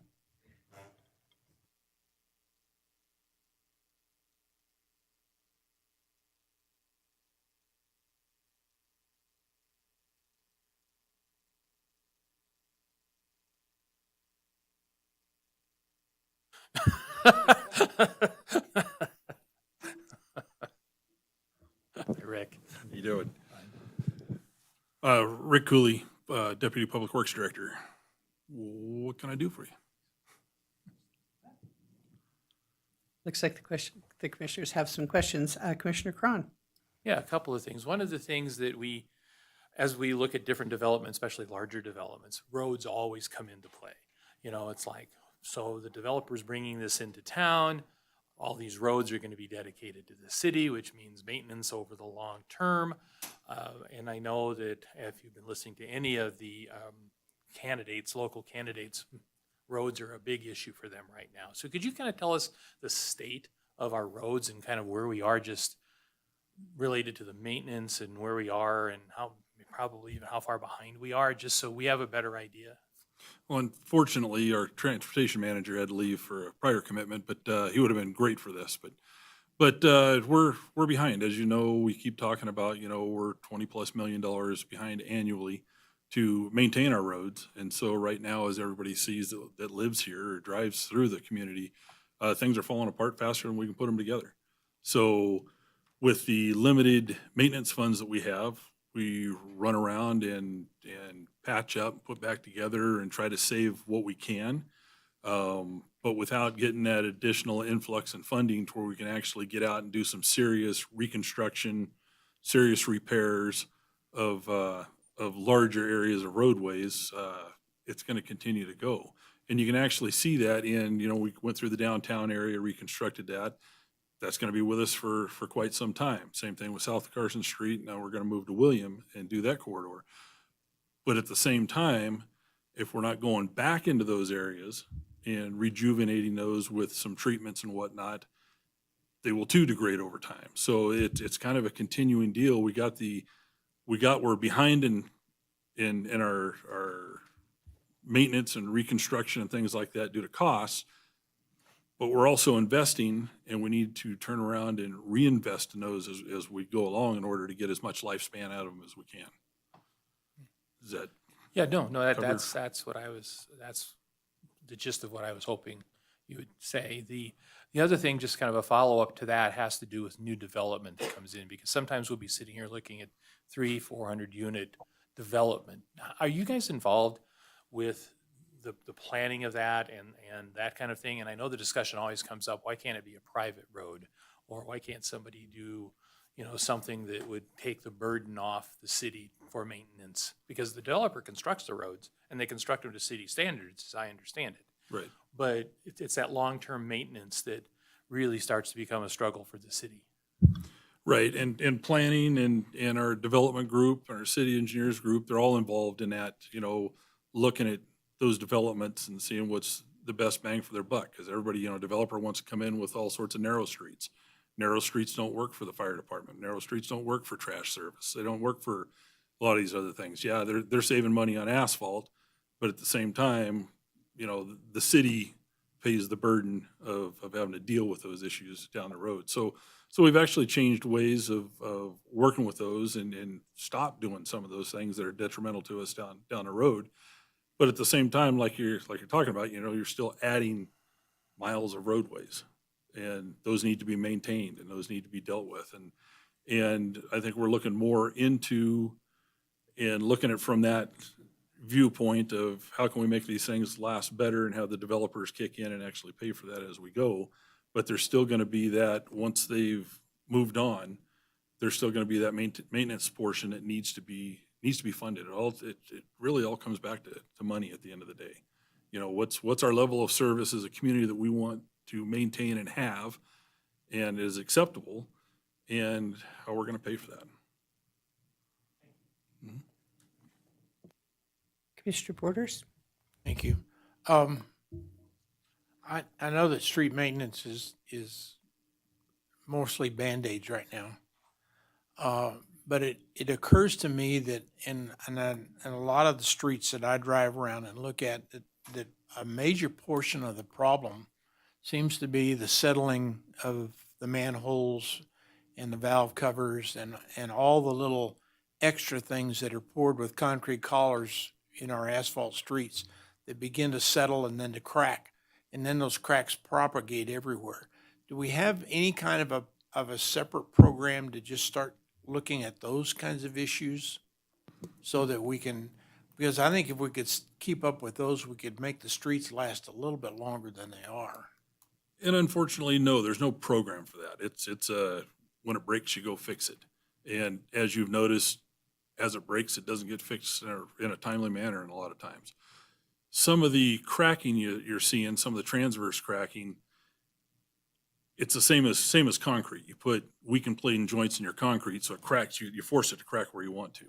When you do asphalt, you don't put any joints in it, so it's going to crack wherever the weakest point is, and then usually it's at a manhole, a valve cover, something like that. It's going to gravitate towards that, and then from there you'll see.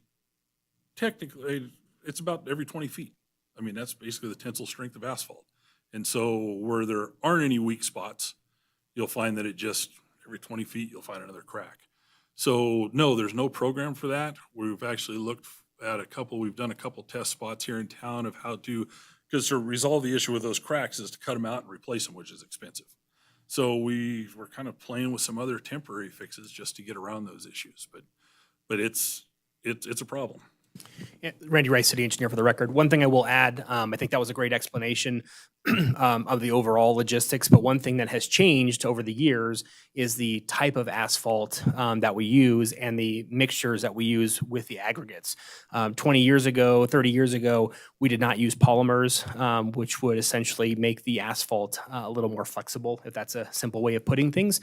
The new asphalt that we spec out is a lot more flexible and can move a lot better with the environment surrounding it. And so you see those thermal crackings, those long longitudinal cracks that go, or perpendicular cracks that go across the road.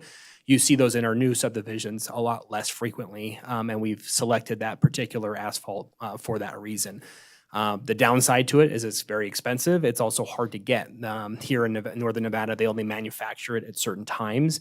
And so, especially patches during the winter, you might say, hey, why hasn't this thing been patched? Well, it's because we're requiring that better asphalt. And if there's no vendors in Northern Nevada that are producing it, we're kind of at the mercy of who's able to provide it. So I know a lot of times we get these questions, Public Works a lot, as to why we do certain things the way we do and why things aren't done or fixed. And because time and weather are definitely big factors on how we make the decisions on roads and asphalt. So you're saying that the polymer now is kind of like the microfiber in concrete? That's an easy way of thinking about it. Yeah. Yeah. Absolutely. Okay. Yep. Makes sense. And I have a question that's a little bit different, is that Nevada's a right-to-work state, but the government is the government. So is Carson City required to do prevailing wage? No. Prevailing wage is a big thing, but in the rules of prevailing wage, any project over $100,000 is required to pay prevailing wage. Maintenance is exempt from that requirement. So any agency or anybody doing maintenance that's not, prevailing wage is not a requirement. It's mainly for construction projects, initial projects. And that's a state requirement? That is a state requirement, yes. NRS 338, if you're interested. Terrific, thank you. No, that helps me figure out, where we're at. So it's 100,000? 338. Okay, the dollar amount? The dollar amount. 100,000 is the threshold. 100,000, yeah. which is not very Which much these anymore. days, that 100,000, we just had this conversation earlier today, was established a long time ago. And a few legislative sessions ago, they changed that to 250. And that went down that road trying to accommodate, increasing cost and whatnot. And then it reverted back to 100. So that is one thing that's still an issue, because your $100,000 doesn't go very far. I mean, a $100,000 project these days is really a minor project, so. Thank you for clarifying that You for bet. me. Any other questions? I think you're up, Hope. Oh, okay, and transportation left, right? Okay, because that was the questions on Jack and that type of thing, right? Right, if you want to ask Rick, he may know the answer, or Randy, but yeah. Do you want to Chris take on Jack? Chris Martinovich had to leave. Okay, so I think the questions would be anything to do with, for instance, Jack, anything to do with, you know, the one of the big hot buttons, of course, is pedestrian, you know, that type of thing. And I know that your department has been working on that a little bit. So I have any questions from the commissioners on the jump around Carson or on How about traffic signs? perfect. My favorite traffic area is the new Anderson Ranch development that comes out on Ormsby. In that 300-yard section, at one time, there was 19 traffic signs. There's still a traffic sign that says bike lane. On the other side of the crosswalk, it says bike lane end. And then it says no parking bike lane all the way down to the curb. And then there's another sign down there that says bike lane ends. And then if you drive that street at night with the reflection on all those signs, you can't hardly see the turn. We are way overdone with bike lane signs and traffic signs in that one little section. And you can go down other sections of even Ormsby and King Street, where there are bike lanes and there's no signs. So we're inconsistent. Yes. And I would agree with that. And it comes from build out over time. You know, things get put into place and other things don't get removed, but it's definitely something we can take a look at. Well, when we have a bike lane sign, and then we have a pedestrian crosswalk sign with a flashing light. And then we're right on the other side of that, it says the bike lane ends. And then the rest of the subdivision has no parking bike lane signs. And then at the very end, it says bike lane ends again. And then you have 4 reflector signs that say left turn. And there's 2 curve coming up signs right there also. It's just totally confusing. I don't know why. I don't know who gets to pick that, but that's crazy. So it is definitely a group effort. Randy Rice, for the record. So there's the process essentially when a development comes in, it goes through development engineering and the planning and building department for the permitting. Oftentimes, those folks are kind of jack of all trades, right? So they're looking at stormwater, water, wastewater, the whole gamut. But they're not necessarily subject matter experts in all of those things, right? Maybe one of those things, but not 9 different things. And so oftentimes they'll reach out to our other capital group for some of those expertise. Transportation group is one of those. And so they'll reach out to our transportation group for guidance on current practices and standards. It's possible that the reason you're seeing such a large difference is because new standards have been applied to a new subdivision, but we can't afford to fund and bring up the entire city up to the newest standards. And so that's why you might see kind of that difference in a newer subdivision versus an old one. With that being said, I know we did have some challenges on that particular project. I know there was a number of RRFBs along that path. We had asked them to remove some of them and swap some signs because they were excessive. Part of that was some misunderstanding from the contractor and revision that had taken place or that was requested that did not get adopted. So basically they built the old revision and the new revision. And so there was some duplication there. So I think we addressed that part, but I can certainly go out and review the Ormsby area and see. I know we went from 15 to 9, but there's still 9 out there. Okay, we can certainly take a look at those. Thank you. Appreciate the feedback. Commissioner Lloyd. This is a statement, but also a question about Jack. One of the things that we have been hearing in our tour regarding the master plan, and I think this is important for discussing growth in Carson City, is Jack service, because we talk a lot about biking, we talk a lot about walking, we talk a lot about cars being on our road, but we don't really talk about people who don't have cars, don't have bikes, and maybe can't walk, and how do they get around our community? And we have heard from people talking about, I don't know exactly what it's called, but Accessible Jack. Can you tell us a little bit about that program, and how is there a plan for its potential expansion in our community? What does that look like in Carson City moving forward? I was going to say the short answer is no. That's definitely a Chris Martinovich question. But what I will say is that everything that we do and all the master plan policies that we have adopted, both on the transportation side and the capital side, and when we do maintenance, does include accessibility options. We've even gone to the length of so the Federal Highways Administration does not require when we do a slurry preservation project on a road that we upgrade the ramps. If we do anything more stringent than that, so in other words, a cape seal, for example, which would be 2 layers, or a reconstruction, then it initiates us doing accessibility ramps in those areas. But we at Carson City have adopted an even more stringent standards that say, hey, if we do even a slurry preservation, we're going to address as many of those out-of-date ramps that are no longer in compliance with ADA.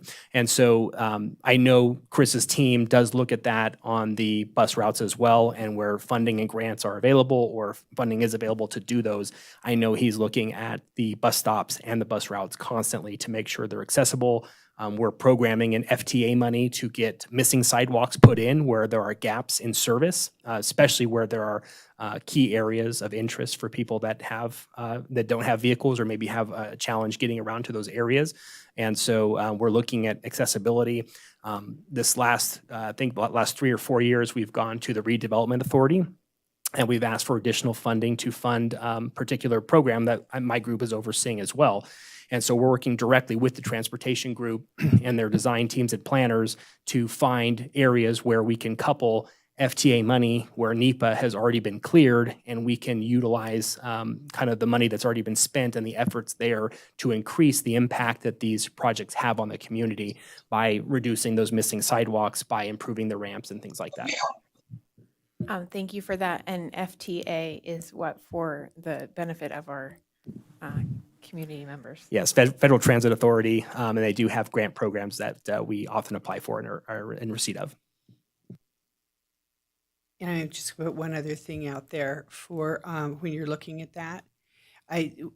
When we started having these neighborhood meetings, some of the things that came up is, why do we have a bus stop with no sidewalk in the middle of a bunch of river rock?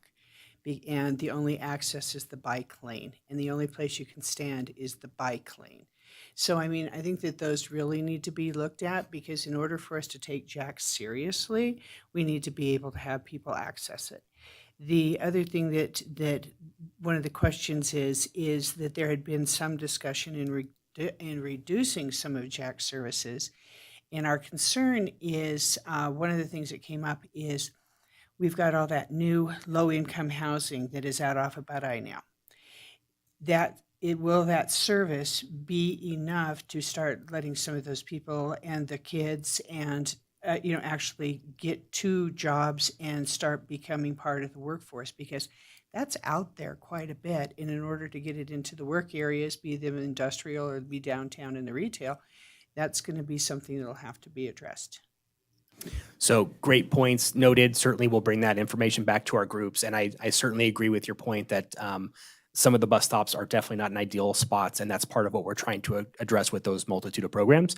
But again, just as our deputy director mentioned on the roads, $20 million shortfall. When I did a presentation to the RAC, I think it's been probably about 1.5 years now, but we're about 125 years behind the curve on concrete replacement based on our current funding, right? So we're constantly looking for ways to improve that and reduce that number. And I know Rick's concrete group is also, I think, 5 or 6 years in arrears on trying to pick up with that. And our community is very unique in that many communities, that responsibility falls onto the adjacent parcel owner. So sidewalks, curb and gutters, and even the half street in many communities are the responsibility of the property owners. And our group does a very good job of trying to meet those needs as best they can. What was the second part of your question? I've lost my train of thought here. with the availability for increased jack services Oh, yes. from the new low income? So what I will say about that is with the new development, we did require a bus stop at that particular location, and the jack staging facility is adjacent to that Budeye facility, so they will be en route on the way, and they will pass that multiple times per day. I know that Chris's group is looking at the efficacy and efficiency of that system, and we'll constantly be reevaluating routes and number of passengers, and we'll adjust the schedule based on those needs. Commissioner Cron. Yeah, one last thing, if you could take back to your transportation group, as a part of the listening tour, one of the things, because we talked about what they like about Carson City and one of the things they don't like about Carson City, and the thing that really bothered a lot of people, at least in the community groups I've been involved with listening to, is that the bike lanes and multi-use paths on the valley floor stop and then go, and then there's chunks missing. And so a lot of the people were expressing frustration with the fact that they want to either ride a bike or walk in the community, and there are holes and gaps that are in the system, both for both the bike lanes as well as a multi-use path. So you could take that back as something if that we're hearing from the community, that really does need to be looked at as far as, getting a complete system that's integrated on the valley floor. So that's where a lot of the concern is. Very good. Thanks for passing that along. I won't say much on that, but I will say that, as standards change, we require new developments and any new capital projects to include our new standards. And oftentimes what you're seeing is the problems that we've heard tonight, the difference in signs, the difference in striping, or, bus lanes or bike lanes or bus stops, for example. As the standard has changed, we have to change. Oftentimes those standards cost more money, which makes it even harder to maintain and fund, future developments. And so it is a delicate balancing act, and do appreciate that sentiment there. The idea is hopefully as new development comes, those requirements are put on the new developments when the TIs come in, or when the new developments, bring whatever new projects they have, and they would add those missing segments at that time. Otherwise, we also have funding that we do. It's not significant, but we use that for adding bike lanes where we can that are in alignment with our master plan. Commissioner Lloyd. Thank you, Chair. I just have one more comment about Jack, and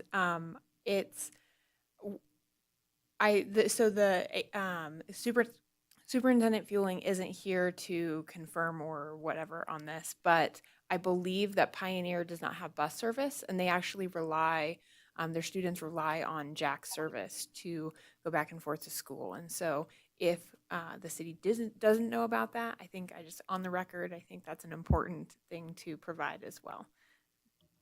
I'm going to make them watch the meeting minutes now. It's too many.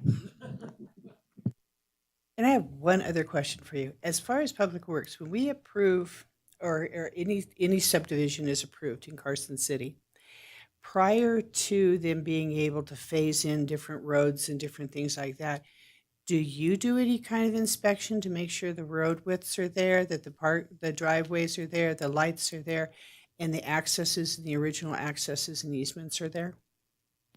Yeah, so we have a pretty robust process to go through all of that. Not saying it's perfect by any means. Certainly, we talked about staffing, and funding is always a challenge. We're always kind of behind the 8 ball in a lot of instances. But yes, we do have staff go out there, and certainly there are professional land surveyors and professional engineers that are supporting the developer. And if they were to stamp or certify a plan set or field work or engineering of record drawings, for example, that were not in compliance, and we were to find out about that after the fact, we could always go after their liability insurance, or, for certifying something that was not built to standard or built to the correct width or dimensions that are out there. But part of our process, and the reason we do that QA, is to try to limit those problems from even occurring in the first place where practicable.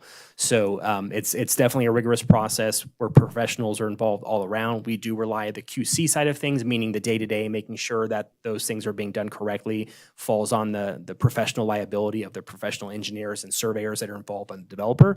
Our job is to kind of QA that, back check it, making sure that they're checking the boxes, they're going through all of our requirements, they're not missing anything. And We do from time to time get out there with survey sticks, measuring rods, tape measures.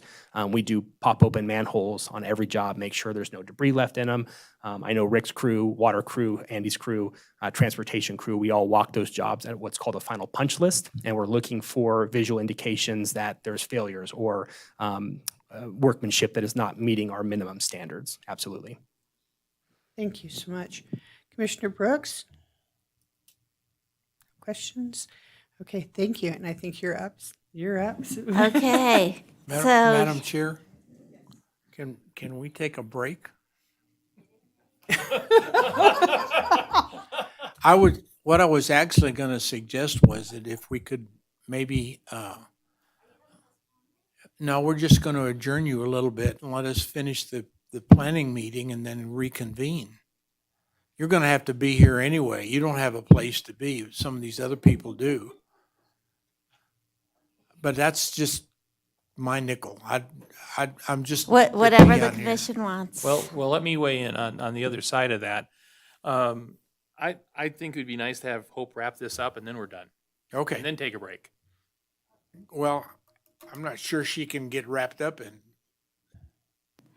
Chair, I'm good either way. If you'd like to take a break, adjourn, or you would be adjourning, but if you'd like to stop as Growth Management Commission, I'm not sure what you do, become the Planning Commission, conduct your business as Planning Commission, then reconvene as Growth Management, I'm okay with that. I think my question is the two applicants for the SUPs that are they here and okay, everybody's here, great. So I think that what we would like to do and put it up to my commission at this Okay. point, why don't we recess? Let's recess for 10 minutes and reconvene as the Planning Commission, and we will. Okay, I'm going to turn to Todd on this one. Is we are going to recess, or because we don't really want to adjourn, we want to. Right, so recess is the correct term. So you'd recess the Growth Management Commission and then start the Planning Commission meeting and hold the Planning Commission meeting. And then you could, after the Convene. Planning Commission is finished, you can reconvene as the Growth Management Commission.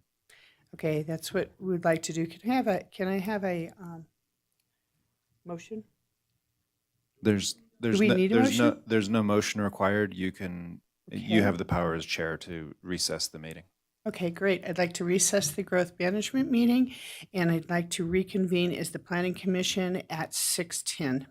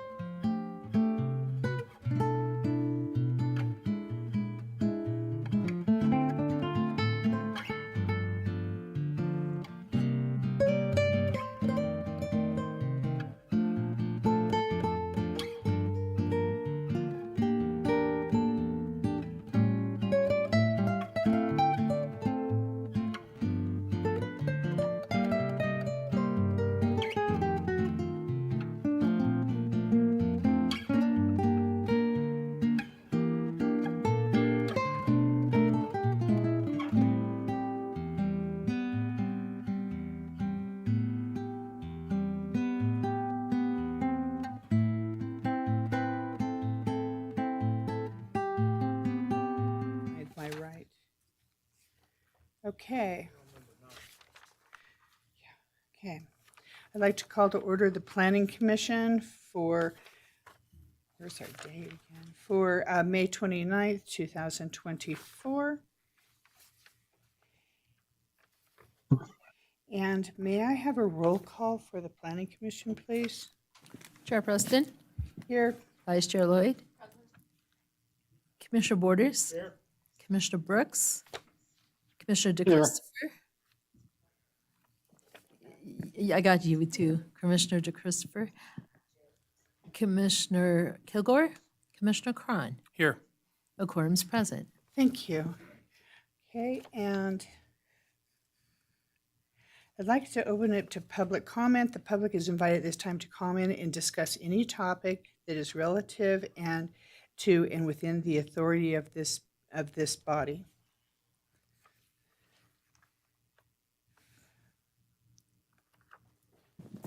Thank you, Chair. Denny French, Carson City, Nevada. And this is going to be a throw it out there and have you make the judgment call, because I do appreciate your position. We had talked just a minute ago, and one of my concerns that I've brought up was that this meeting sort of brought up things that then would be with the planning, the master plan and such, as well as the growth development. In growth development, I had questions about the centrifuge and the money that would be spent on that. And would that be considered more water use or less water use? My understanding with Andy was it might reduce the water use because it's more efficient. But the thing for me is then sort of lost. A lot of the questions I would have asked, the individuals that might have had the answers are not available. So I would in the future would like, before you separated the two, because you're doing it all. Your questions were all amazing. I appreciate it. It really helped inform me. It brought up things like the fact that sewage lines draw in clean water. And how much does that clean water really affect the processing? Because they need water to process dirty water.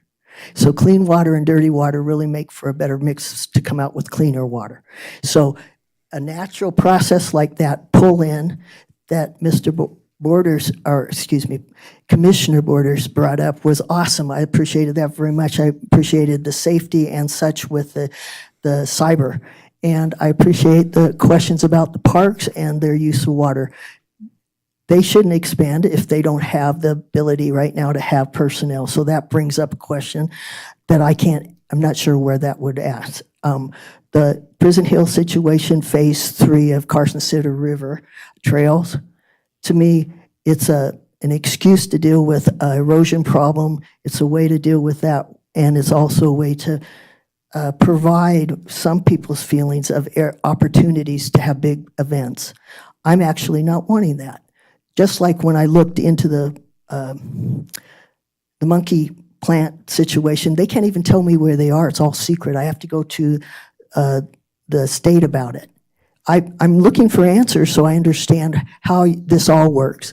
But as far as my first consideration, growth management was to relate to all the utilities involved and see that they could cover all the needs that they extended and the further growth. And I think they did, to a certain degree, say, yes, give me money and personnel, or we need more water. And you covered, do we have enough? And I really appreciated that. And where do we buy it if they don't have it, and how our deals are. Appreciated all that, but it sure made it hard to follow because I had so many questions and I couldn't ask. But thank you very much. Thank you. Any further public comment? Seeing none, I'd like to continue on to meeting item number 13, 13A LU 2002. Madam Chair, Yes? I'd like to move that we accept the minutes of April 24, 2024. Oh, goodness. I have to say, We yes, only accepted the growth management minutes. we absolutely did. Okay, are there any changes or additions to those minutes? This is Cena Wood, and I'll second. Okay, thank you. All in favor? Any opposed? No. I think I am going to make a statement on here that this has been difficult in order to do the two meetings. So I do want to put that on the record. Meeting in item number 13A. LU 20024-0157 for possible action, discussion and the possible action regarding the request for a special use permit, SUP, to allow the addition of a dry paint booth on an existing property to an existing business on property zoned limited industrial LI located at 580 Mallory Way, assessor's parcel number APN 009-551-29. Heather. Thank you, Heather Ferris, for the record. The property is zoned limited industrial and improved with a 91,000 square foot building occupied by Bruce Aerospace. The business manufactures interior aircraft lighting. The property is also surrounded by industrial uses on the east and west sides. The applicant is requesting a special use permit to add a paint booth to the interior of their existing operation to allow for on-site finishing of products which are manufactured on-site. There's no proposed expansion of the footprint of the building, and all work will occur indoors. The code does not specifically address a paint booth. However, the use is most similar to automobile painting, which is allowed in the limited industrial zoning district, subject to first obtaining a special use permit. There are 7 findings of fact that the Planning Commission must make in the affirmative in order to approve a special use permit. Staff has made all 7 findings and is recommending approval, subject to the conditions of approval included in your staff report. We have not received any public comments related to this project. I'm available for questions, and Todd Hendricks is also here representing the project. Okay. Mr. Hendricks, do you want to come forward? Okay. Are there any questions of the commission? Seeing none. Oh, I'm sorry, all of a sudden it just popped up. How about Commissioner Cron, please? And maybe this can be answered through the presentation, but my concern has to do with the paint booth and the venting that might be required. I don't know, Heather, if that's something you can address now, or I don't have specific information. However, that's something that would be reviewed with the building permit. That's not something that would be reviewed with the special use permit.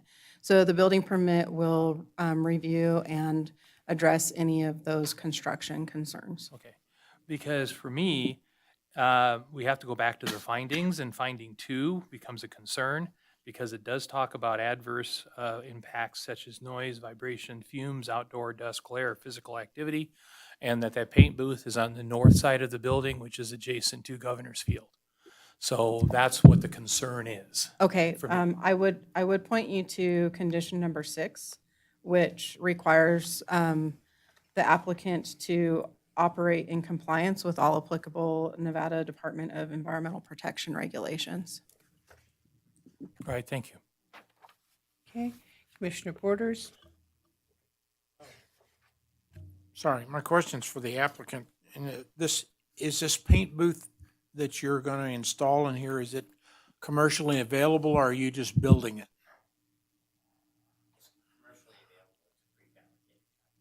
Okay, so you're buying a paint booth package. You're not trying to build one on your own. Okay, Can the applicant turn on their microphone as well? That is correct, sir. all right. Well, that goes back to Commissioner Commissioner Vern. His question is, the environmental regulations of commercially available paint booths is very significant. If they're going to install one of those, I have no real problems with what they're doing. If they're going to build their own, I would have more of a concern in this. But that's thank you. I'm done. Commissioner Christopher? Yes, thank you, Madam Chair. I did understand the concern that Commissioner Cron, sorry, now I'm going to call you Vern, brought up, but I did a little research on this one, knowing that it is commercially available and that it's a dry paint booth, did make me feel more comfortable with the position, with ventilation, because of, and you can speak to it more than I can, but my research told me that doing it that way, you do have an increased, they call it arrestation of particles, and you don't have any of the sludge factor with it because it is dry. So we don't have anything going. Is it correct that you would have nothing coming from that paint booth into a sewer system? There will be no discharge, that is correct, to Great. our sewer system. Okay, thank you. Okay. Seeing no further questions, would you like to put together a presentation, or would you want to tell us a little bit about what you intend to use for this do with this paint booth? So Bruce Aerospace, we're a small aerospace Okay, can you manufacturing. identify yourself for the record? My name's Alex Hutcherson. I'm the HR executive for Bruce Aerospace. It's a small manufacturing organization. We have less than 60 people. We manufacture signs, lighting, anything that has to do with lighting the inside of an airplane. It is a dry paint booth. We've had most of our employees have worked with us. I mean, I was filing papers from the 80s today. So we have a really great group of people, and this is, we take safety, environmental compliance very serious. We're very aware that it's near a park, and we are doing, we're going to dot our I's and cross our T's on everything. Safety is our number one priority at Bruce. And I just wanted to say thank you very much for bringing your business in here. This is the old Nevada Appeal Building, isn't it? Yes. So thank you so much. Any further questions? Okay. I'd like to entertain a motion. Public the comment. Conditions approval, I'm sorry. Would you agree to the conditions of approval? That's me. Yes. Go ahead. I have read the conditions and we agree. Okay, thank you. Okay. Let's entertain a motion then. Public comment? Public comment. God, this is the most confusing meeting. Okay, is there any public comment regarding this? Seeing none? I'll make a motion, or do you want to make a Yes, motion? you would. Oh, sorry. Go ahead. Sorry. All right. Okay, I move to approve LU 2024-0157 based on the findings and subject to the conditions of approval contained in the staff report. I'll second. All in favor? Aye. Any opposed? You pass. Thank you. Thank you for your patience today. Thank you very much. Okay. Going on to. There was no motion. Thank you. Okay. Going on to agenda item number 13B. Agenda title LU 2024-0167 for possible action, discussion, and possible action regarding a special use permit, SUP, to allow for the construction of an accessory structure which will result in a cumulative square footage of accessory structures greater than 75% of the primary structure square footage and a cumulative square footage of all accessory structures greater than 5% of the parcel size on parcel zone single family 1 acre SF1A located at 3681 Center Drive, assessor's parcel number APN 009-13608. Hi, Heather. Good evening, Heather Manzo for the record. Before you this evening is a special use permit for the cumulative square footage of accessory structures on the property. This has been prompted by a request for a new 2,400 square foot garage that would be located on the east side of the property, which is located to the south of Kuntz on the east side of Center Drive. So in terms of the request that's before you this evening, the proposed barn, it says barn on here, but it's a garage looking at the elevations. 2,400 square feet. It complies with all of the required setbacks for the zoning district. The reason that it's before you is because the size exceeds the allowable square footage in terms of cumulative accessory structure located on the property. In doing our research, we discovered that there are a couple other accessory structures existing that would have required a building permit that have not received one. And so we have talked with the applicant about making sure that everything on the property is brought up to code and is in conformance. In addition to that, there is a metal storage container located on the property on the kind of central north side of the property there behind the house. We have talked with the applicant about its removal since those are not allowed in residential zones. And the applicant has reviewed the recommended conditions number 6 and 7 to bring the property into conformance with code associated with this request. So given the recommended conditions, staff was able to make the findings and is recommending approval. I did want to note that the Planning Commission received late material yesterday afternoon, noting some concerns from neighbors. One of them had to do with a concern that this may be a structure related to a home-based business, and the other that the property owner may be hosting events at their property. So in terms of hosting events at the property, a private property owner can invite friends and such to their property for something that is not for a commercial use. So if he's, hosting family for a wedding or something like that at the property, as long as it's not a commercial use and it's related to a personal activity, that's something that the city would not regulate. And then in terms of the proposed building itself, the applicant can come up and clarify why it is they're making the request. I did do a quick search and did not discover that there are any home-based businesses at this location at this time. So at the appropriate time, you can ask the applicant to come on up. So again, we were able to make the findings and are recommending approval of this request. Thank you. Thank you. Would you like to come up?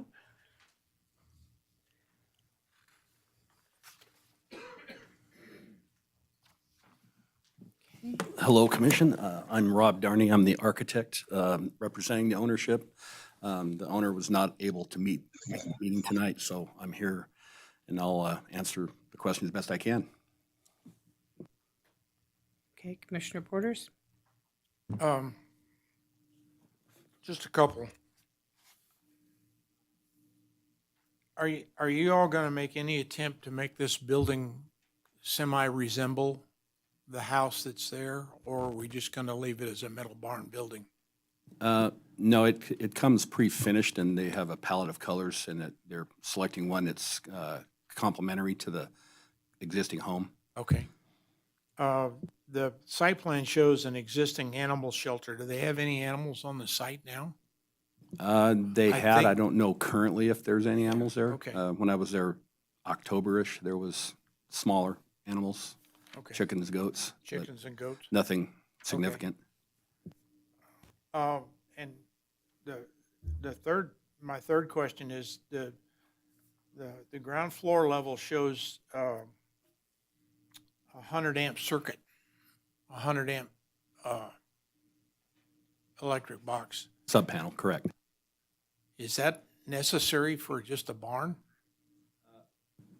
No, not for just a barn, but he has hobbies and such that he does welding and things okay. like that. So you'd All have to have some significant power. Well, that those kind of things. answers that, but Yeah. then it Kinda it common. Yeah, it begs the other question.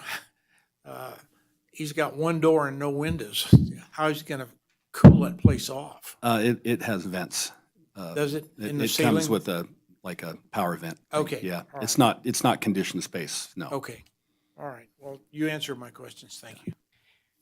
Commissioner DeChristopher? Thank you. Mr. Darney, I was actually hoping the applicant would be here because I don't know if you'll be able to answer this question, but when I was looking into it to better understand the property, because it isn't your typical property in terms of outbuildings, it comes up as a landscaping business. Are they currently, I know the city has looked into it, they do not see a home-based business there, but it's clearly being advertised as a landscaping business. I think that he's a part owner in a business that they don't base it from this property, however. I have no idea how it's listed or how it's defined for phone numbers and things like that. Okay. My only concern is the architecture and the structures and the site. And do you know, I know, and that makes it problematic for the rest of the questions I have, were they not here earlier? I thought they were here. I did not see him, no. Oh, okay. I don't know if you probably won't have the answer for this either. I know they did not pull, there were not permits pulled for the other two, the patio cover and the 680 square foot structure. I went out there and took a look at that. That's correct. They look fairly new, so was it this applicant who did not pull permits, or was this a purchase? Actually, it was purchase a this property? progressive thing. The container that is still there, which he will be moving within the month, was a residual from the house being built as far as storing the materials, and it just never was removed. The other items, the one on the lower, in the center or lower, which is the animal shelter, started out as a simple prefabricated structure, and then they enclosed one wall for the wind, and then the next year they put a better roof on it, and the next year they put a second wall on it, so it kind of morphed into what it is now. Okay. And I know don't that- think there was any, because it's pretty much exposed, there was no intent to deceive or anything. It just kind of morphed into what it is. Okay. So he's aware that, and we have already spoken to the structural engineer to come out and take a look to see what we need to do to properly permit it. Yeah, and I spoke with Heather Ferris today, and Right. you've confirmed that those two will be inspected before Correct. or concurrently. Okay. And so going back, I want to build on, I believe it was Commissioner Borders who was asking about trying to make it look similar. That's kind of what I grappled with when I went out and looked at the property, because it's a very attractive residence. If it's a residence, it's a very attractive residence. But then this building structure does not seem to match with a residential property. It makes me lean more towards, no, this is a home-based business and it's landscaping. And I don't I'm sorry, know, go ahead. I can ask, I'm sorry, go ahead. I didn't mean to interrupt you. No. You can, I was assuming you couldn't answer the question? No, I or can't. Okay, This is very typical of a dozen or so buildings within the neighborhood. There are several other prefabricated metal buildings. Usually there's no particular requirement in the city for that, other than we typically try to make it harmonious with it, with colors and things like that. And it's a pretty simple structure. And if you drive around that neighborhood, you'll see 4 or 5 others just around the corner. One of them's 2 doors down that's even bigger than this, that are standard fabricated metal buildings. There's a pretty good mix out there. yeah, I took a little tour. Thank you, appreciate you answering the questions. Commissioner Cron? Commissioner DeChristopher asked a lot of the same questions I was going to ask, and I just wanted to follow up on a couple of those, plus on Commissioner Borders. Let's do Commissioner Borders first. So it is the intention of the applicant, I want this on the record, to actually try to, with the standard colors of this building, to match close to what the residence is. Is that correct? That's correct. Okay. Then the other question I have, and I guess this is, I'll come back in just a second to the applicant, but I want to talk to Heather first. You've done this, or the city, the planning department has done this on other projects where you kind of come in and, for lack of a better term, kind of bring things up to code and clean up the site. So you would explain a little bit more how you go about that? We became aware that there were the structures that did not obtain a permit in order, before they were built, during the special use permit review. So once I became aware of that, I contacted the applicant and let them know, hey, there's a couple, structures that require permits. The metal container isn't allowed to be there, and he agreed that there was no intention to be disingenuous. I think he just didn't know about the rules. So he did say that it's his plan to get the container placed at a different location and to bring the site up to code in terms of the structures that are out there. So those 2 conditions that are recommended for the project would address all of the square footage of the detached accessory structures that are currently in place, plus this one, as well as addressing the container. Okay, so staff is, with the conditions that you have here of approval, you're happy that the applicant understands, since the applicant isn't here, at least based on your interactions with the applicant, they are clear with 5 and what you're asking for in 6 and 7. Yes, yes, he did agree to those conditions when I was on the phone with him. Okay. And then back to the applicant. Again, I just want to make sure it's on the record that there's no intention to use this as a landscape business or any type of a home business. No, situation. not intentionally, no. He's got 4 kids and it's a family home. Okay, thank you. Okay, any further questions? Okay, seeing none. Public comment? Oh, I'm sorry. Okay, Commissioner Lloyd. Commissioner Lloyd, for the record,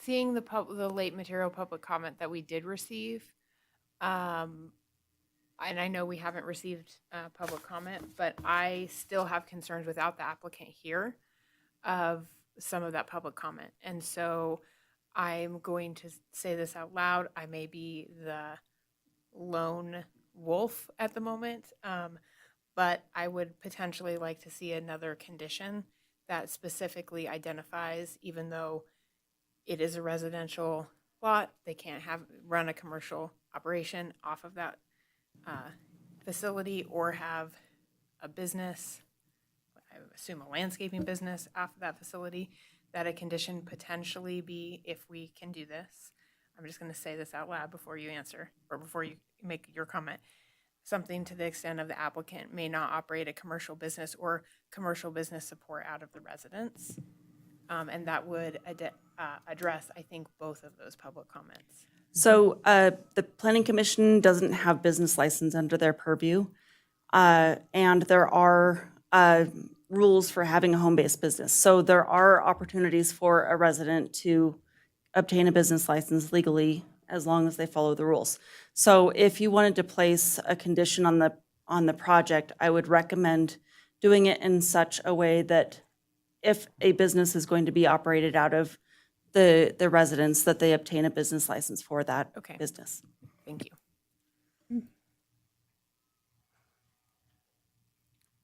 All right, any further comment? Okay, public comment, please. Accept the, Okay. Okay, do you accept the conditions of use as they've been amended? Yes, we have. Okay. We will. And public comment, please.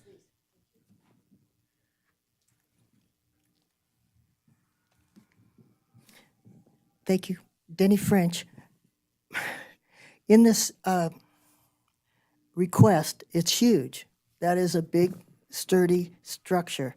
In one of your previous accounts related to a public area that's in housing, you required the individual to put quite an inventive facade to make it match the house. And in this case, you're giving them sort of the benefit of the fact, well, there are others in the area that don't really comply with a more housing area consideration. And I think that's a lot. Also, I don't know how it would possibly pass any fire inspection because of the lack of another door.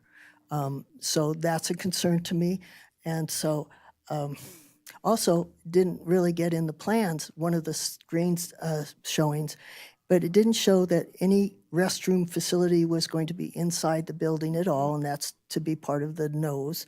And then nothing is kitchen accessories or housing or living space. It is storage only, and it is for personal use only, not a business at this time, but that they would be eligible to apply in the future. Is that, I'm thinking I got that right, but I really appreciate the consideration be that they're looking like a box. It might as well be one of those ship crates, as far as I'm concerned, but for the shape of the roof and, of course, the storage and such. So thank you very much. That's my opinion. I'm sticking to it. Thank you. Thank you. Okay. That is a question, though, is if it was to turn in and later on, I'm just going to throw this out here, is if later on he decides to go ahead and make this into a business, and you give them a business license, would he be required to have additional restrooms for his staff? So the home-based business rules are very restrictive in terms of the location it can be operated from and the space that can be utilized. I don't know that there would be a scenario in which this shop would function as a home-based business. So that said, like I said earlier, if they do choose to pursue a home-based business license, there's a list that's adopted in code that the applicant would have to comply with all of the rules. In terms of what's being presented before you this evening, it's a shop. It's a garage. So it is stated in the application there actually will not be any water or sewer run to the building. It's only electric. So the intent is to have lighting and, you know, some electrical outlets in the garage, and that's what's being presented before you this evening. In terms of architecture, I know it's nice when an applicant wants to spend the extra money to add some embellishment to the exterior of a building. However, Carson City Municipal Code does not have that requirement. There's not an architectural matching requirement in code for accessory structures. And as the applicant representative had noted, these structures are very common for barns and outbuildings, especially when you have those 1 acre properties. These are very common throughout neighborhoods. So this, as presented, does meet code as it sits today. Thank you.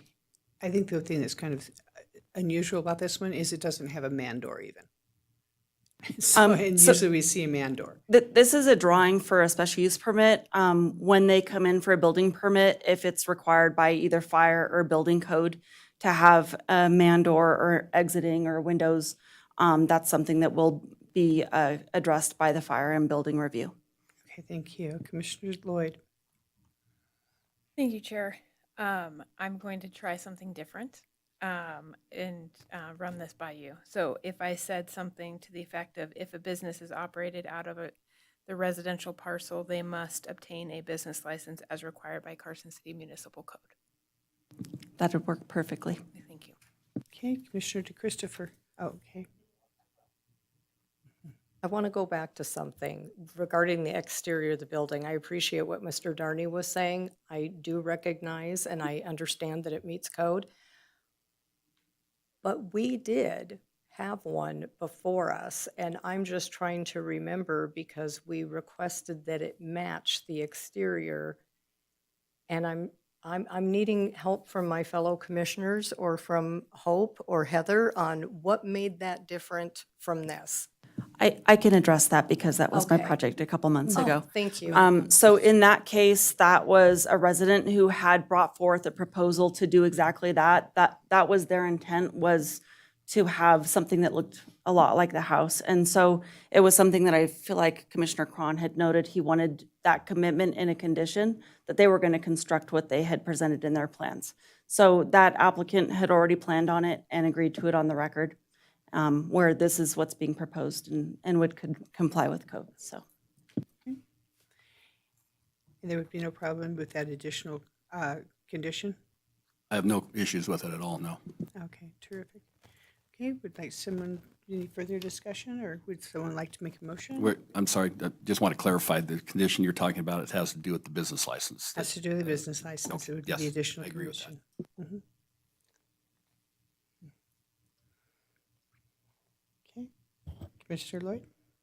Since I'm modifying the motion, I guess I will make it.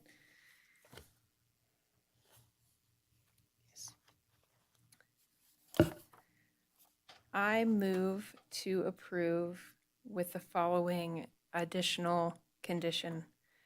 LU 20240, am I on the right one? Nope. One moment. Here.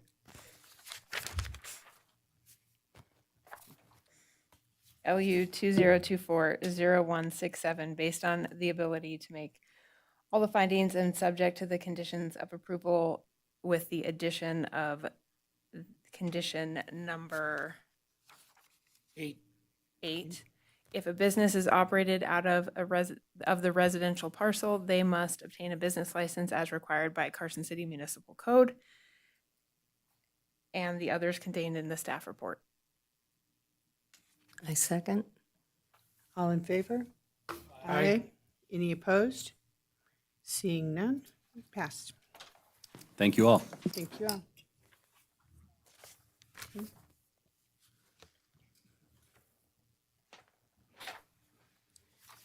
Okay.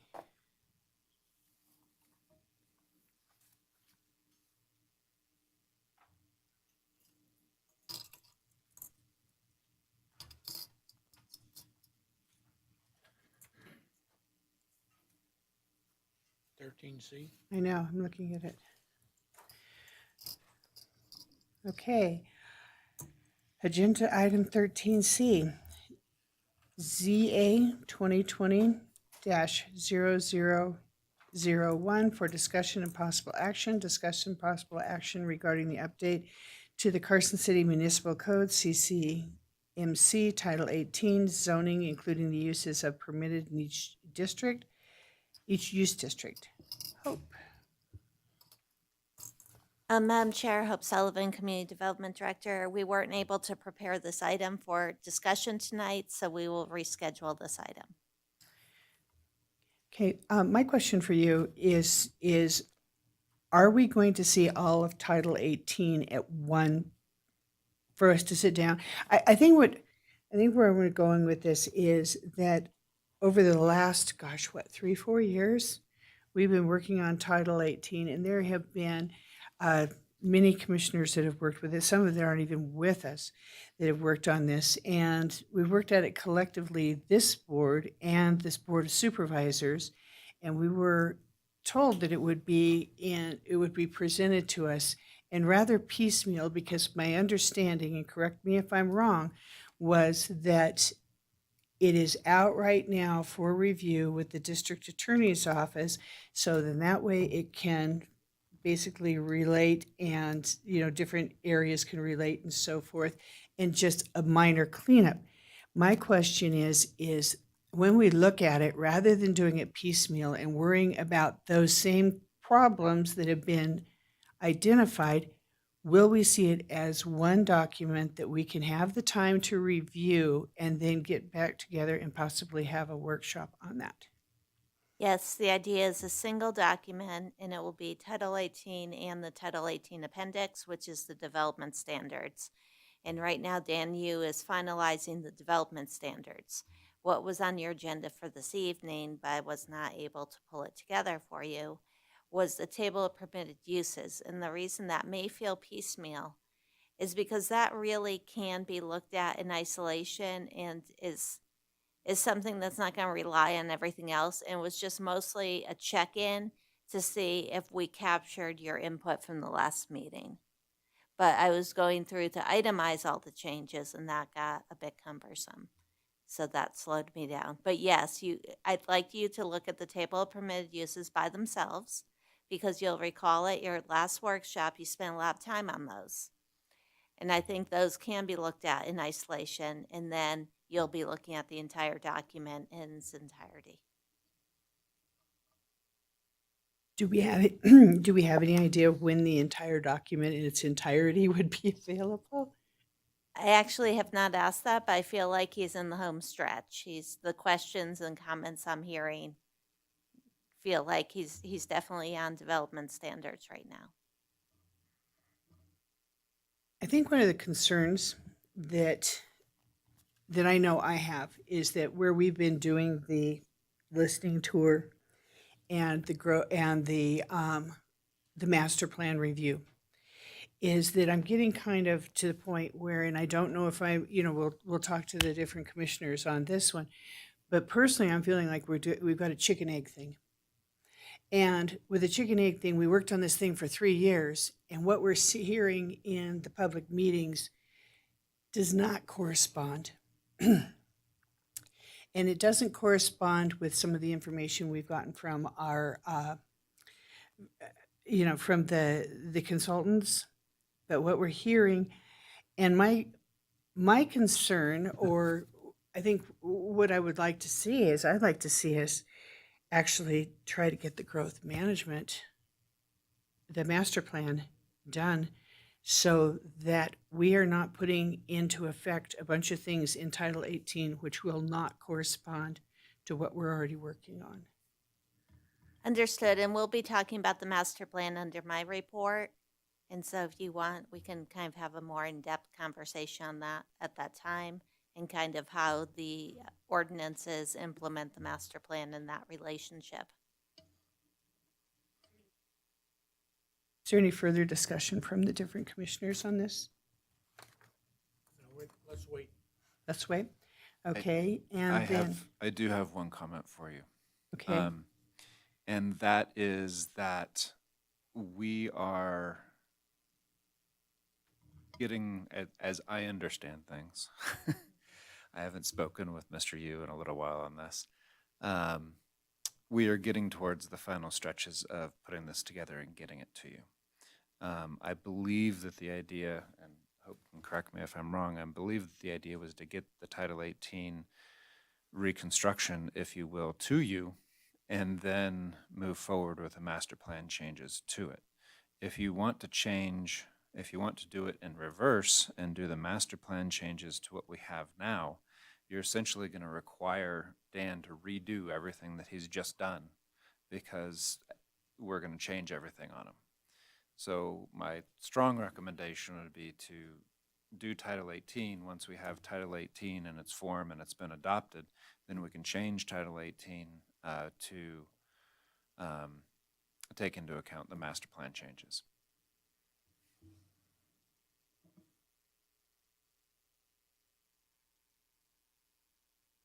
should we discuss this after your other meeting thing? Because, like you said, I feel so chicken egg on this. Well, I think what we can discuss under the master plan is what we discussed in the joint meeting. And that is how, once the master plan's completed, how does the implementation work?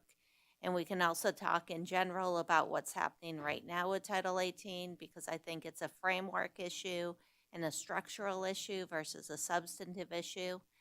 And I think it's going to lend itself to a conversation as part of the master plan, really. Because I think, and it's not necessarily chicken, it's a little bit chicken and egg. So I think when we get to the master plan, that will be a good time.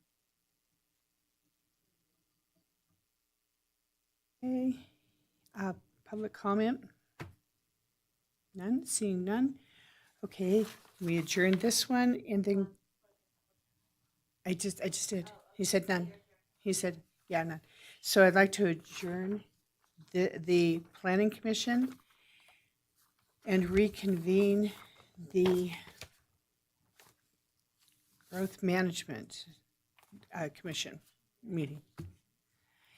And I would like to request that in next year, we do them as two separate meetings, please. If this is where something that works out with the different clerk's office, this has been very, very confusing. Just so I can clarify for the record, on that last item for Title 18, we're essentially taking no action, and it's being bumped to it'll be brought back at a different meeting. Yes. Okay, are we ready? Okay, so on item 6A, growth management, this is the annual growth management report. And I will mention that Carson City is really unique in that every single solitary year we stop, we evaluate our facilities, we evaluate our deliverables, our level of services, and we ask the question of the people delivering those services, can you accommodate growth?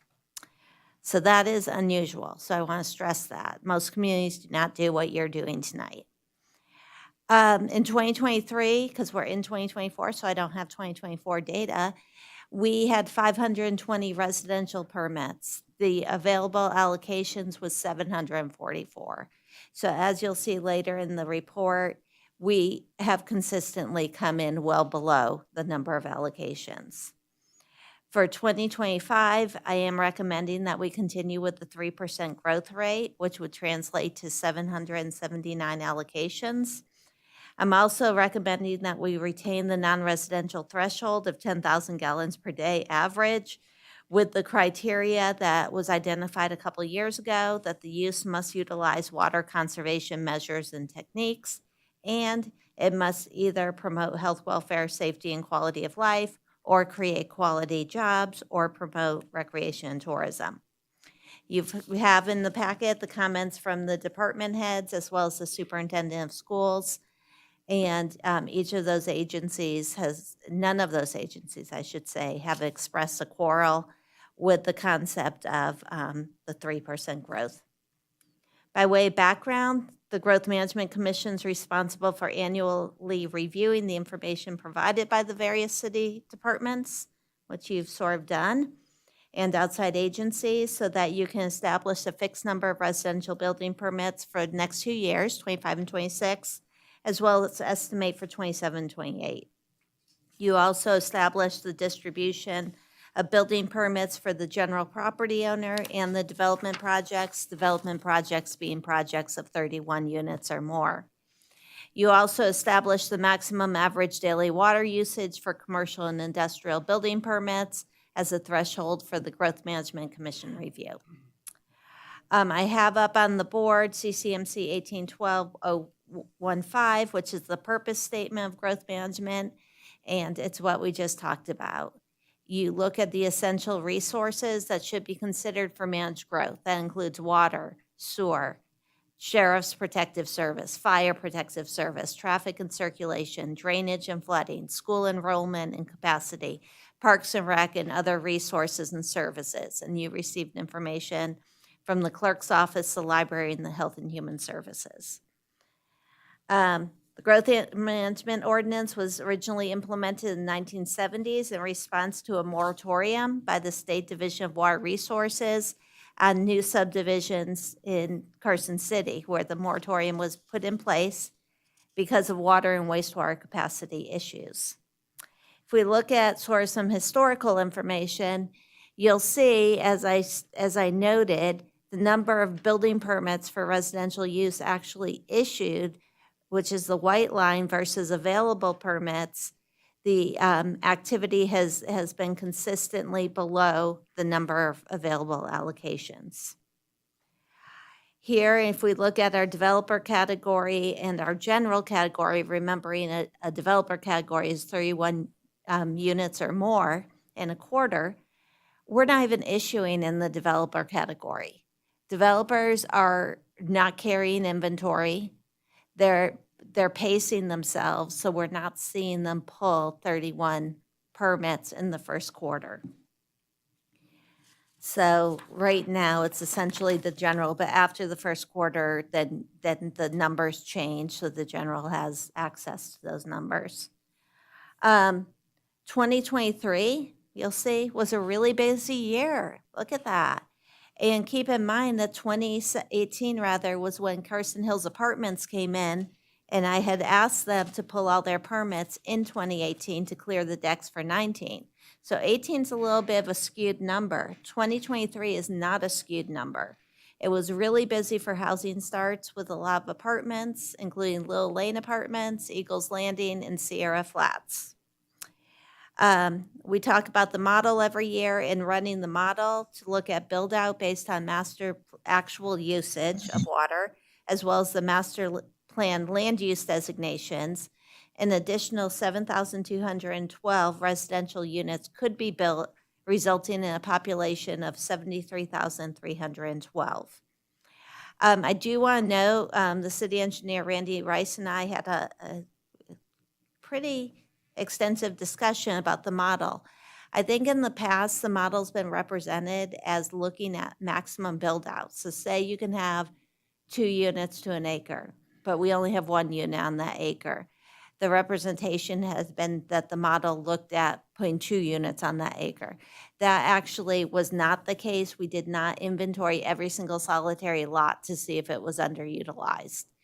To the extent there was no water usage and water was available, we looked at the master plan designation and a unit was assigned to that lot. So I want to provide that clarification because it took us a little bit to get to that understanding. Again, we look at the master plan land use categories, and the model assigns a water use to each of these categories, and that's placed in the model if there's not an actual water use there. The state demographer, this was really interesting to me. We looked at the 5-year projections from the state demographer, and when we look, they drop us. We are going from 1.1% to 0.9% to 0.83 to 0.69 to 0.62. And I thought, well, how can this be happening? Because I looked at the entitlements, which are here, and you've seen this slide as part of the master plan review. We pretty much had no construction from 2005 to 2014. And then in 2015 to 2019, it got pretty active.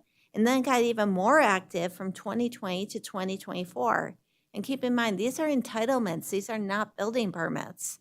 So how can I have all these entitlements, yet the demographer tells me this growth is the growth rate's going to slow down pretty significantly. So Mackenzie, who's with us tonight, she and I met with the state demographer to try to understand the model he runs. And what he explained to me is the model has 3 components. The first component is the census annual update, which includes housing, births, deaths, migration. Okay, that's pretty straightforward. Then there's a third that's called a REMI model, and that's labor statistics and employment. I think that's kind of messing us up because we're probably not seeing a lot of jobs getting created. And then our last 1/3 is the governor's certified population, which half of that's a regression model, which looks at school enrollment, which we know school enrollment's dropping, and looks at the labor force and employment, which, we have a big retiree population, which that model may not capture that. And then half of the governor's certified population is a housing model, where they get the data from the tax assessor of every house that's completed. What the state demographer advised us was that the regression model and the housing model for Carson City are aligned. So the only thing I can think, because I just can't understand this reduction, which is why I sat with him to try to understand it, is the reliance on the labor statistics and employment as part of the model is maybe skewing us because we have people who aren't in the labor force. But it also tells me it will be interesting to watch this and to see what comes to fruition if we compare what our actual experience is versus what the demographer has modeled for. He also mentioned that this trend is statewide. So throughout the entire state, they see growth slowing down, applying their models. Every year, although not necessarily part of growth management, we look at sales data. So the median sale price for a single-family home went up to $564,000 in 2023. And curiously, our housing inventory, it's going down, the sales inventory. Anyone doing residential real estate will tell you they can't believe how low the numbers are. So in 2023, we had 507 single-family residential home sales, whereas, again, 507, whereas in 2022, we had 681. That's just showing you there's not inventory, which, again, we just talked about, can people afford housing? We talked about interest rates, but there's not inventory. The other part of growth management is we look at non-residential development. In non-residential, since 2008, you've issued 14 growth management permits.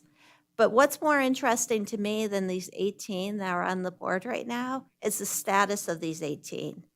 So if we go into our status, we'll see our first 2 are pretty recent. We have the nursing home that you just approved off Gold Dust Way.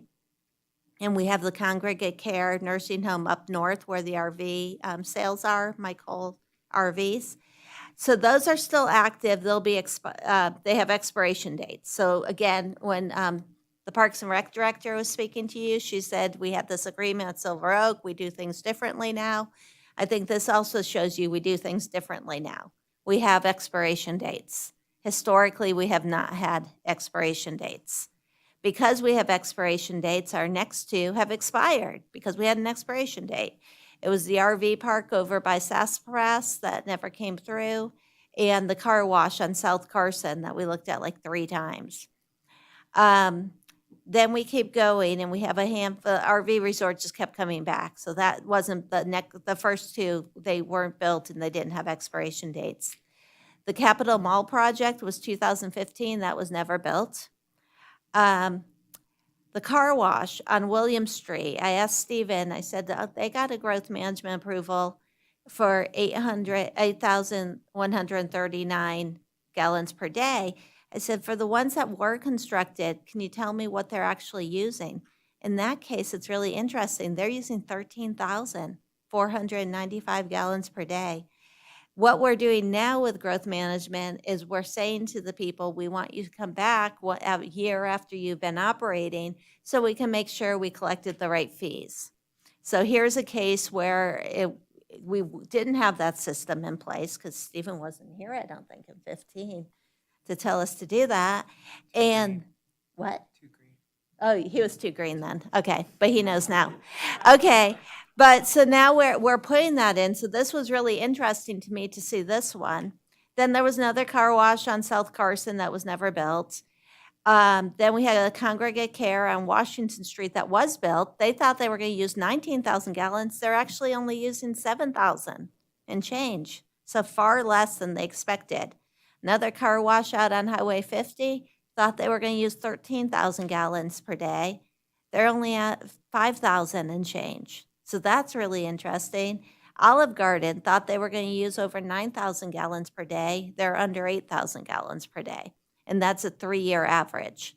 So I thought this was really interesting to look at sort of the status of all these growth management projects. We also have from back in 07, a concrete plant that was never built, and from 08, a casino and hotel that was not built. So overall, we're doing some cleanup. In terms of the ones that weren't built, I think we need to go back and see what's there. There are uses there, but one's like a used car lot. So it's a small building with used cars on the lot. So that certainly is an area that could get redeveloped. So the code does not have, it has a provision for revocation of this of the growth management. If the fee's not paid, the director can revoke it.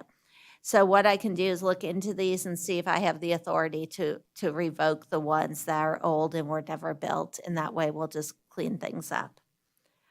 But yeah, I think we've gotten smarter over time, and we're kind of watching to make sure we don't have things hanging around.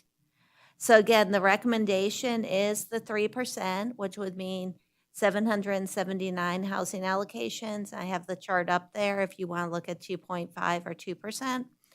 And for the threshold, continuing with the 10,000 gallons per day average, and in the resolution, continuing to have the criteria for the non-residential uses.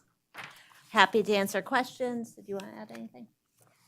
That's all we've got. I was really quick.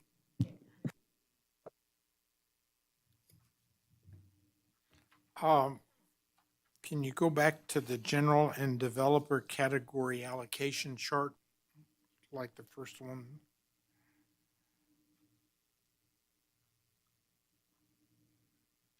Yep, that's it. The line that says generally available, if you go back and look at the progression of that line, that's the 3%. No, the 3% is going to be the sum of the two. And that is, let me remind myself, I feel like that's 43% goes to the general category and 57 to the other, but I need to remind myself what the division Well, has. the- Yeah, it's been a but- 43-57 split. But my point, I guess, I thought was that should, because that hasn't changed in the last 4, 5, or 6 years, that line ought to be linear, and it's not. I'm sorry, it should be what? Linear, a straight line. It's got a bump in it. I see what you're looking at. You're looking at the bump at 2004? Yes. Or no, 2023. It's starting to go up in 2023. I can look at that It goes chart. from 220 to 221 to 222 as a gradual increase, which is what our Understood. 3% number does. Right. If we haven't changed anything, you would think that number would remain linear. I as- hear as you. a growth I hear on you. a slope, and it's We can not. double check the input that was used on the graph. Okay.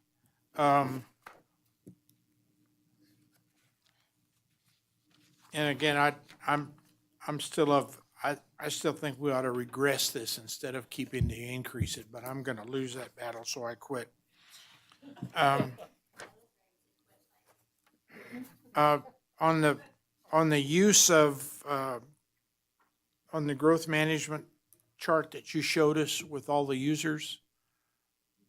Yeah, could we as the group growth management commission rescind those, or is that a staff thing? Or I like the idea of cleaning it up. We really only have 4. Agreed. I read the code and it said if they didn't pay the fee.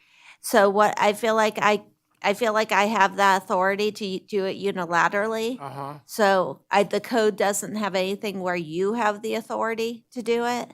Okay. So I think if I can do it, it's going to be cleaner than you. I've never done it before, but All right. I can certainly just inform them that since the fee hasn't been paid, which the fee's not paid because they never pulled the permits, that I'm rescinding their growth management approval. Okay.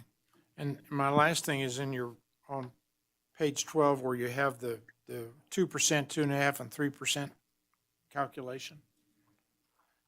Yeah, in your paragraph below that, it says, note that the future allocation estimates assume a continued actual growth rate of 3% and are adjusted each year based on the actual estimate population growth figures. An actual growth of less than 3% would result in fewer allocations in future years. I don't understand what you're saying. Well, you have to, that wording's been in there forever. I know. You have to look at the methodology. So that's why we include the methodology. Okay. So the methodology is on page 32. Yep.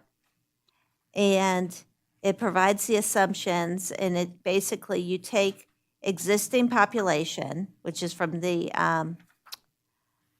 demographer, you add the number of allocations from the previous year times people per household to get an estimate. Mm-hmm. You then have to multiply that by actual percent growth, so the 3% growth to get a 2025 population. Then you subtract the 24 population from that, and then you divide by number of households. So when we have to add see, if you look at page 32, you'll see in 2023, we're adding the actual allocations utilized. So Okay. because one of the inputs is basically actual growth versus projected growth, if that's a low number, everything's going to drop. Okay. Thank you. I'm done.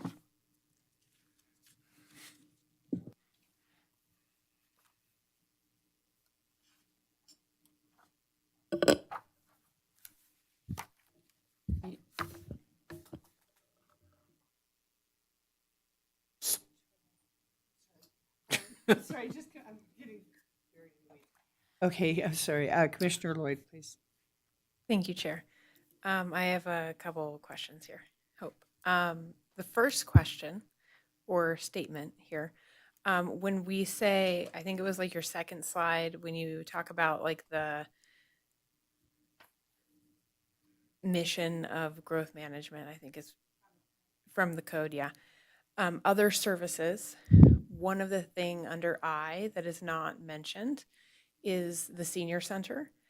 And I think it could be helpful since what we've found in the master plan data is that we have a growing population of 65 year and older, that we get some input from the senior center for these meetings. Just dragging those department heads in here. They're gonna all love me for that. Next question is in your, in one of the slides where you have like an allocation of the types of units that are developed, why do we have so few duplexes? Because that does solve for like a workforce housing type of need in our community, but yet we seem to not ever build them, maybe in 2004. Yeah, it's a good question. I think it's just one, it's not, we don't have a lot of places it can go. And Paul Leswine used to complain about this when he was on the commission. I think in the SF6, it says you can do a duplex only on a corner lot. And so duplexes are not allowed by right on all lots where you're allowed to have a single-family home. So I think it's a function of, one, a limitation on where it can go. And secondly, I'm not sure how many people want duplexes versus a home with a guest house or a townhouse, which is a single-family attached. I don't know how desirable the duplex is. Is that something that maybe we can clean up in our master plan work Well, so you that can it have is available as an option for builders? Well, I think we can have a conversation about it and about what you all believe the rules should be, because it sounds like you want to entertain a discussion about changing the rule. So we can certainly, agendize a time for you to talk about that. Thank you. Next question is on your project status slide, and you did go into this a little bit more, but where you potentially can revoke for them not paying the fee for the water pieces of this. But for these projects, if someone came in to, let's say, the Capitol Mall project and was going to build essentially the same project but under different ownership, would that allocation still stand for that project, or would they still have to come back to us? I believe it would still stand. That's the conversation I had with Commissioner Borders before tonight's meeting, and that was why I did this slide, because the concern that Commissioner Borders and I talked about was, what is the status of these older ones that were approved but never built? And so that it's a valid concern. Look at the casino and hotel. I don't know if we'll get a casino and hotel there, but that's a lot of water. And we don't want that water to be reserved, because in '08, somebody had an idea that never happened. Now, if they came back to build a different type of project, would they still have to come back, or because it's on that parcel, we would think that they'd be able to still use that allocation? I'd have to read the record and see how the staff report was crafted. And if it was significantly the same, I'd have to honor it. Okay. Last question. That's why we want to make them all go away. And I have one last statement, comment, question. On your, I think it was the last slide about the 3%, 2%, 1%. I know that the Board of Supervisors didn't quite love my 2% allocation for general housing and 1% for workforce. And so I'm not going to necessarily try to make that motion tonight, but I am going to make that on the record, that I think that it's my intent that we have that type of housing in this community. And for all the developers that might be listening to a growth management session, like, please build more workforce housing in our community, please. Begging. Commissioner Christopher? Well, that was timely. I was going to say, I like going back to where we were last year, because from what I understood from the board, and feel free to chime in on this, Hope, you might remember, the only reason they appreciated what we were doing and they felt they couldn't act on it because there was not an industry recognized term or definition for affordable housing or even workforce housing. I feel like that has finally come to fruition, where we would be able to use the same language, the handout that was given to us during the chamber event from Nevada Housing. And when you go out there and you take a look at what's going on, in fact, maybe Commissioner Brooks would like to chime in on it too. It seems like that should be a possibility for us to do 2% with 1% allocated just to that definition of affordable housing. The thing that I don't know that I was looking at is that it tells us what it is in relationship to the buyer's wages, their income, but I don't know how that would translate for a developer or a builder. Madam Chair, if I may, I just want to caution you. We had a meeting with developers of affordable housing as well as a developer of market rate housing. And if you recall, one of the most powerful takeaways I heard was the problem area is the 80 to 120% AMI. And I'm not sure that's going to qualify for affordable. And real quickly, and that's why I was using specifically the workforce housing terminology, because it is a higher income than affordable housing. And there isn't necessarily federal funding out there for that classification, which makes it difficult for builders to build in that, and difficult probably for us to incentivize that. But I still think that we need builders in our community to build for that. I think something else that might be brought up on this one too is that when they're looking for the low-income housing, they're looking for the high-income housing. And the way that it's set up, I've been in other states that what happens is you buy a house and immediately you're taxed at a higher rate as all your people that are next to you are assessed at that higher rate too. And with Nevada's, the way the tax is that if I buy a house and let's say I'm building a house. Let's do it that way because people have been on this big thing about the million plus. Okay, if I'm building a million plus house, I first of all buy a lot. And at escrow, I only pay taxes on a vacant lot. And it may take me a year to build it. But for that year or that 6 months, I'm still only being assessed as the vacant lot. I am not being assessed at the $1 million house that's going to end up at the end of it. At that time, I will be assessed at the $1 million house, but it'll be reduced because it's actually declining in Nevada. And it's not going to affect my neighbors. So I think that's one of the things that any kind of developer or lenders or anything like that, when they're looking for specific programs in the state of Nevada, unless you're in a true rural area, are finding is a challenge. I think one of the things that I find interesting is that I hope that you can sunset some of these things because we don't actually have dates on them for casinos and some of these different things. I do know that we only have for that RV resort that is out there off of Hot Springs. That is the only area in all of Carson City that's zoned tourist commercial that allows for an RV resort as it is right now until we do our chicken egg thing, you know? So how can one section of it be expired and the other two not? Or was this the one property that was to the east and the other two to the south? Or to the west? I think It was the same property. They came back 3 times and changed That it. one was right. The 5 most acre, recent yeah. one was when we got smart. Like I said, we learned and we started implementing expiration dates. Okay. Yeah, because I'd like to see these things expired, if they can be expired.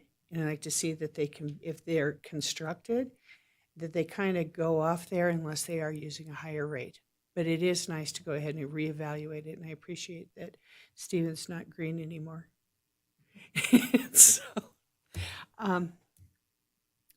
my other question is that when we're doing this, we're looking at the growth management and the SUPs and things like this too. It's been there's confusion. There's confusion when I think some people think that every development is put in front of the Planning Commission, and it's not. And so some things are being approved, and we may not know exactly what they are, what they look like, when they're going to be built. Then we're looking at growth management, which is more of a special type of a deal, which we'll approve on these different water allocations. And then we have our special use permits. And what I'm seeing more and more of is a lot of these special use permits that we put out there are not going to the same developer. And where I'm going with this is it was kind of frustrating on last month's meeting is that you had one guy with, like, we talked about at the time, the mothership who is divided into separate builders and nobody knows what they're doing. And the conditions of use that we've put on these developments are not being followed through. And I think that's really, really frustrating. And I think and it goes back to how this is set up. And I went back through the bylaws and so forth of the Planning Commission, and what I see on that is it doesn't say we're only for special use permits. It doesn't say we're only just for growth management. So I'm trying to figure out who we are. So that's one of the things I kind of want to talk about too, is that, you know, if we're doing growth management and we're saying, okay, there's only so many of these can be allocated. And I have another question too, just because there's so much going on here, is when we allocate this, we allocate it for developers. We also allocate for owner builders, correct? And can you take me back to the slide that shows me how many owner builder permits have been out?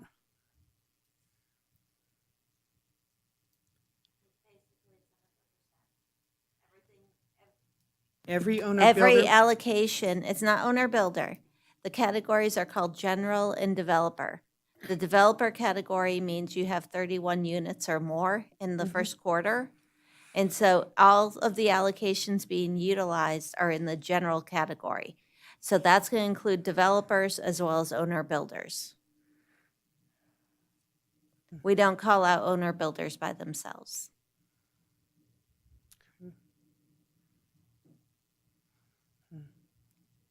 Okay. Well, it looks like we do this developer allocation for 90 days, but it doesn't look like it's ever been used. So I guess it begs the question, why are we still doing it? Well, in 2017, it was used. It's Yeah. in the code. Every year in the code, you're supposed to decide how many to allocate to each bucket, so to speak.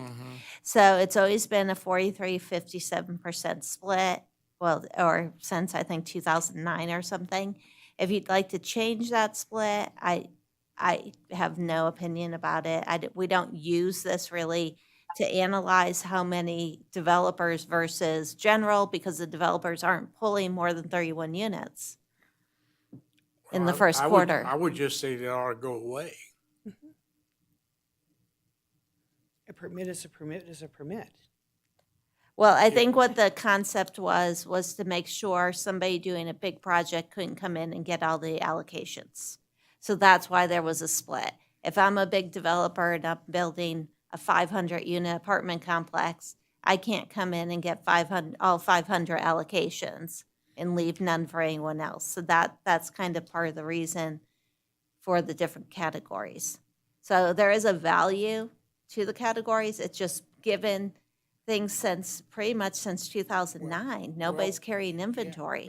But if that same guy waited 90 days and came in, he could get all 500 of them.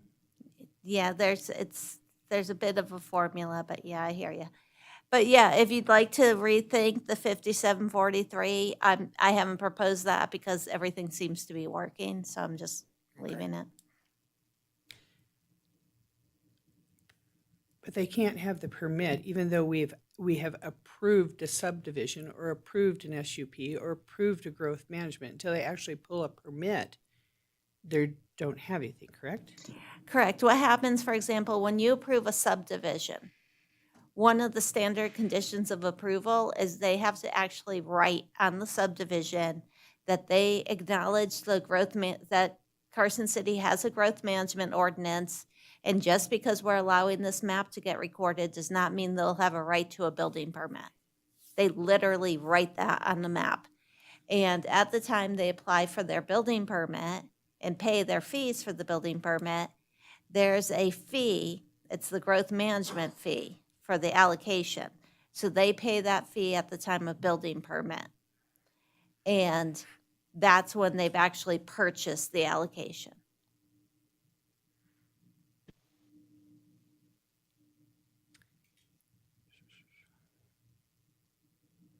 Boy, we're learning lots.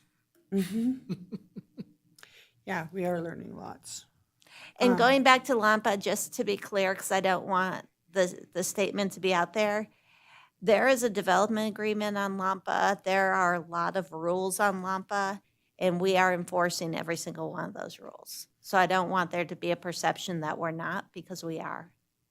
Because the only one that I was really concerned about is that we made a point on the Lampas to make sure that there were other exits Mm-hmm. and entrances. Mm-hmm. And to go this far down the development and not have that additional exit out there. I think this is one thing you and I talked about very strongly when I first joined the commission on the one on Fairview. On Fairview. On Fairview, the backside, second Lampa. The one, or Fifth Street. Oh, Street. okay. Fifth Street. Okay. Right. And so we had that one on Fifth Street, and we said Right. it might not be easy to attain, but it has to be attained. We have that, right? We have that. Right, but we don't have William Street. And again, in fairness, So- William Street is required as when a certain level of service is realized in 2025 at two different intersections, and we have not hit that trigger. So in fairness, we have followed all the regulations and all the rules that connection, and this is a little off topic, but that connection was required when they did a model and a level of service in year 2025 at two different intersections was going to be a D versus a C. I remember that. They reduced the volume of It's, development. okay, and they've reduced the volume of, and you heard the superintendent alluded to it, they've reduced the overall volume of development, number of units, and they haven't hit that number. Had they hit that number, we would have that connection. It didn't just say you have to do it. It said when your level of service got to a certain point or you had a certain threshold number of units. So just, we don't have to have a long discussion because we're really on growth management, but I Right. just don't want there to be a perception that we're not enforcing every single regulation and condition that the Board of Supervisors implemented. Commissioner DeChristopher? Yeah, just bringing it back to topic of the growth, the proposal for 3%. I was hoping to get some conversation to see how people feel about that. I know in the information that I just received back regarding the affordable housing or even the workforce housing, my mind goes back to, okay, it's always been 3%. I know we're not hitting it. And I feel like we're in this place where we're not getting any good answers or solutions for trying to make housing more affordable.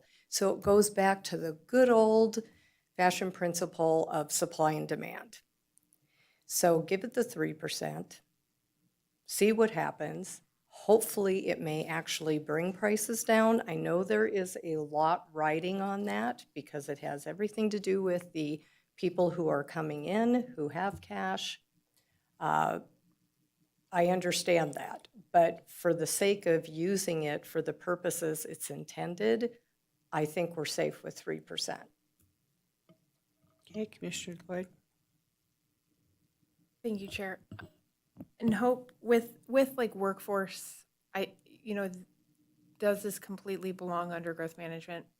I'm not completely sure, but can you just give us quickly, like, is there ways that we can incentivize that here in Carson City through a growth management lens? I'd have to repeat what Commissioner DeChristopher just said. I think if we reduce housing starts, we're compromising supply, which is contrary to affordable housing or making housing affordable. I think there are other tools that aren't in the growth management umbrella that may be viable, and that's a different conversation than growth management. It's things like, well, I won't even get into what it is, but it's zoning tools that you can look at to encourage workforce or affordable housing, or even first-time home buyers, things like that. So anyway, I think with growth management, it's not really the place. Could we reserve that conversation for one of the planning commission meetings Yes. or master plan workshop meetings or something of that nature? Yeah. Okay. I don't know if this is even the place to put this one. is because we have so much going on up here. We really do. I mean, we have, and you, I mean, we're all in this all together, is that we've got master plan, growth management, Title 18, and all of them are coming in here, and the people are really starting to talk to us. And we're hearing more and more. Yet there are certain areas that we haven't done the outreach we need to do, so we're not there. But I think that we have so much information coming in that I think it would be important for us to kind of figure it out. And this is not a good forum for it. So I'm wondering, can we request to have a workshop where all the commissioners can be in a room and, you know, have it open to the public, but talk about what we're dealing with? I know this is growth management, but this might help separate where we're going on these things. The short answer is yes, I'm happy to schedule a workshop. Coming back to growth management, you're right. You're dealing with a lot of policy level stuff at the same time. And that's why, I mean, I was out on the listening tour with Sina and Ellen last week and trying to get the tables done for Title 18 and figuring out growth management plus everything else. And I get it, it's a lot. I think the good news about growth management, and I want to put it out there, is actually when I was putting this together, and Mackenzie helped me a lot in putting it together, I thought, okay, growth management's actually, it's okay. We're good. Nobody's fighting 3%. Everyone weighed in. And the sort of value add that we added this year was, let's look at these statuses for the non-residential stuff. And we actually weren't that bad off, you know, we'll just figure some cleanup, that's all. But I think if we stick with the 3%, nobody's saying we can't accommodate the 3%. Granted, I didn't ask the senior center, and I think that's good input. I think the threshold of 10,000 gallons per day is good. We don't have people fighting this. So I think this, we can sort of, it's similar to what we've been doing. It's not really controversial at this point. I think it's okay to bring this forward and focus on Title 18 and master plan. Okay. Commissioner DeChristopher? I'm comfortable with that, and I didn't mean to approach the growth rate as a check-the-box item. I really have given a lot of thought this week, but I think when you look at the overall responsibilities that we have as a planning commission, I think the chair's right. We need a workshop. We have a lot of things that we need to discuss to really, old term, we just need to get the rubber to hit the road. We have a lot of information. The consultants gave us some quantitative feedback, but I think we're at the point where we're ready to talk about what we've heard from the public and start updating that master plan. So I like the chair's idea on that. Thank you for being supportive. But curious still on where people feel. Am I on my own in thinking that we can move forward with the 3% tonight? I think, well, I don't think that there's any pushback on the 3%. I don't know, Commissioner Cron? I would tend to support that 3%, and of course, stay with the 10,000 gallons per day requirement. I think I like that. I like that change that we made last year. It gives us, I think, a little more control over what might be coming, especially with some of the bigger projects. And even though the convalescent care facility behind Gold Dust West was approved by us, I like that discussion. I like to be able to talk with the architects and say, how did you do this? And give them guidance that we want more xeriscape stuff versus turf. So I like that discussion, and lowering that threshold allows us to do that. So I think that's good. I do like what Hope and Commissioner Borders talked about, is making some of this stuff go away. So I would feel comfortable with the 3% and of course continue with the 10,000 per day a gallon restriction requirement. Commissioner Borders? You want me to say I agree, or you want a motion? Well, I just want you to say, hey, okay. Hey, okay. I don't know. I've never had a complaint with the 10,000 gallons a day. I think that's fine. I have the numbers. my philosophy on the 3% is 180 degrees opposed because of things I've said before. but I'm not gonna, it's fine.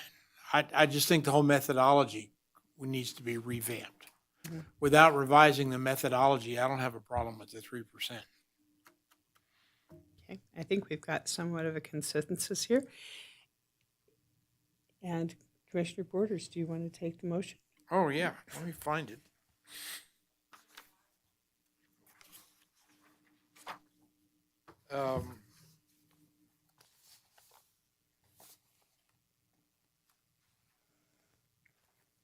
Where did it go? Oh, here it is. I'd like to make a motion to recommend to the Board of Supervisors adoption of the draft resolution. I second. Seconded by Commissioner DeChristopher. All in favor? Aye. Any opposed? Passes. And now we have public comment. No, director's reports. We don't have, okay, we have, okay, how about staff reports? Sorry.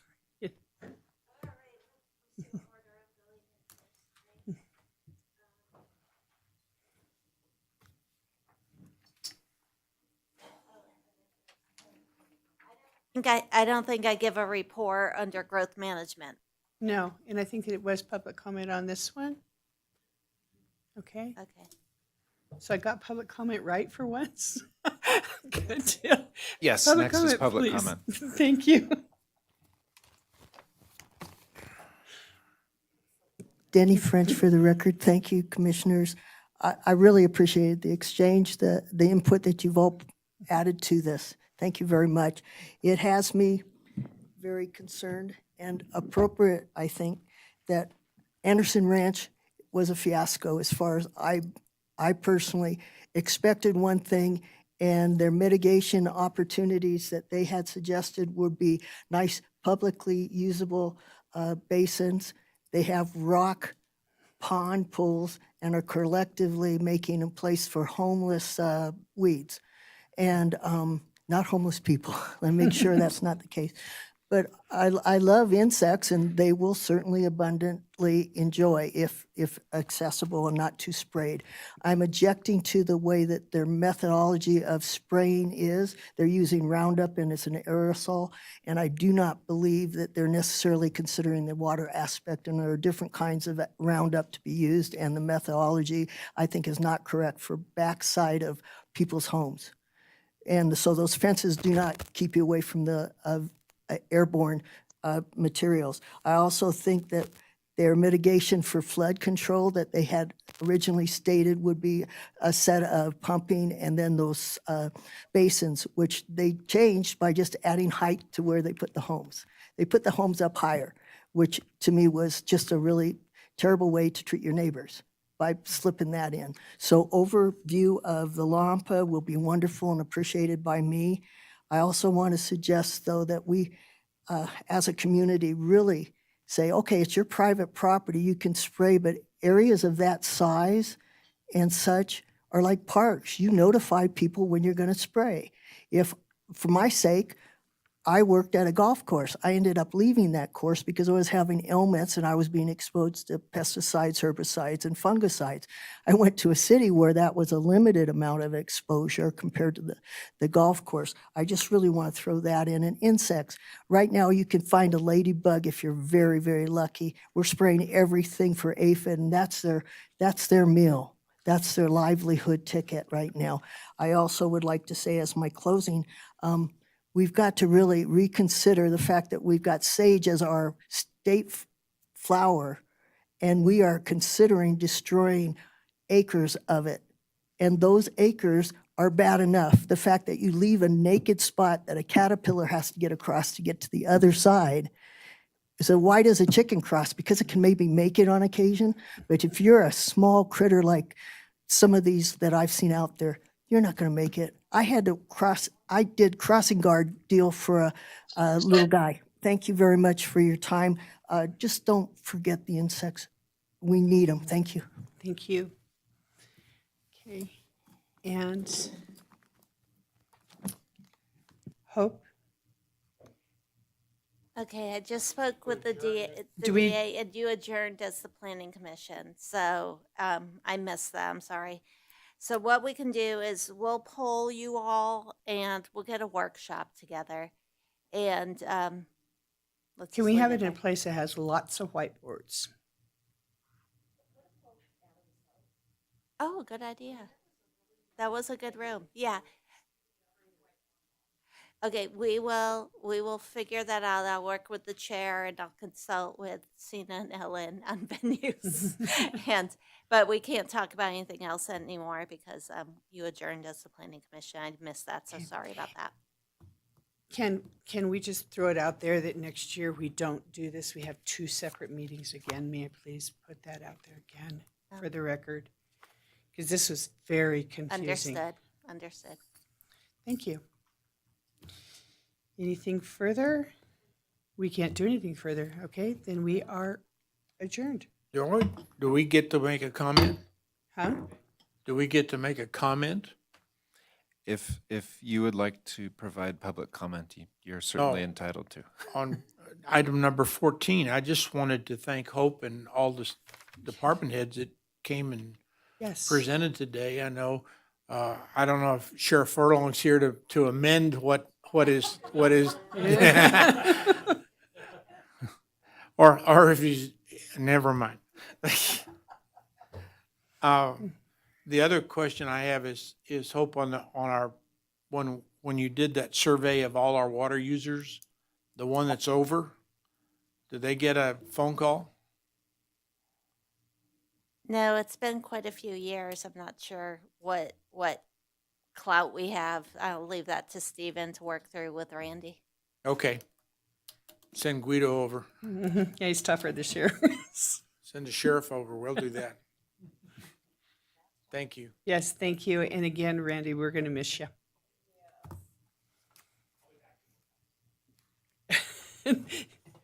Yeah. Okay, thank you. Yeah, some kind of contractor.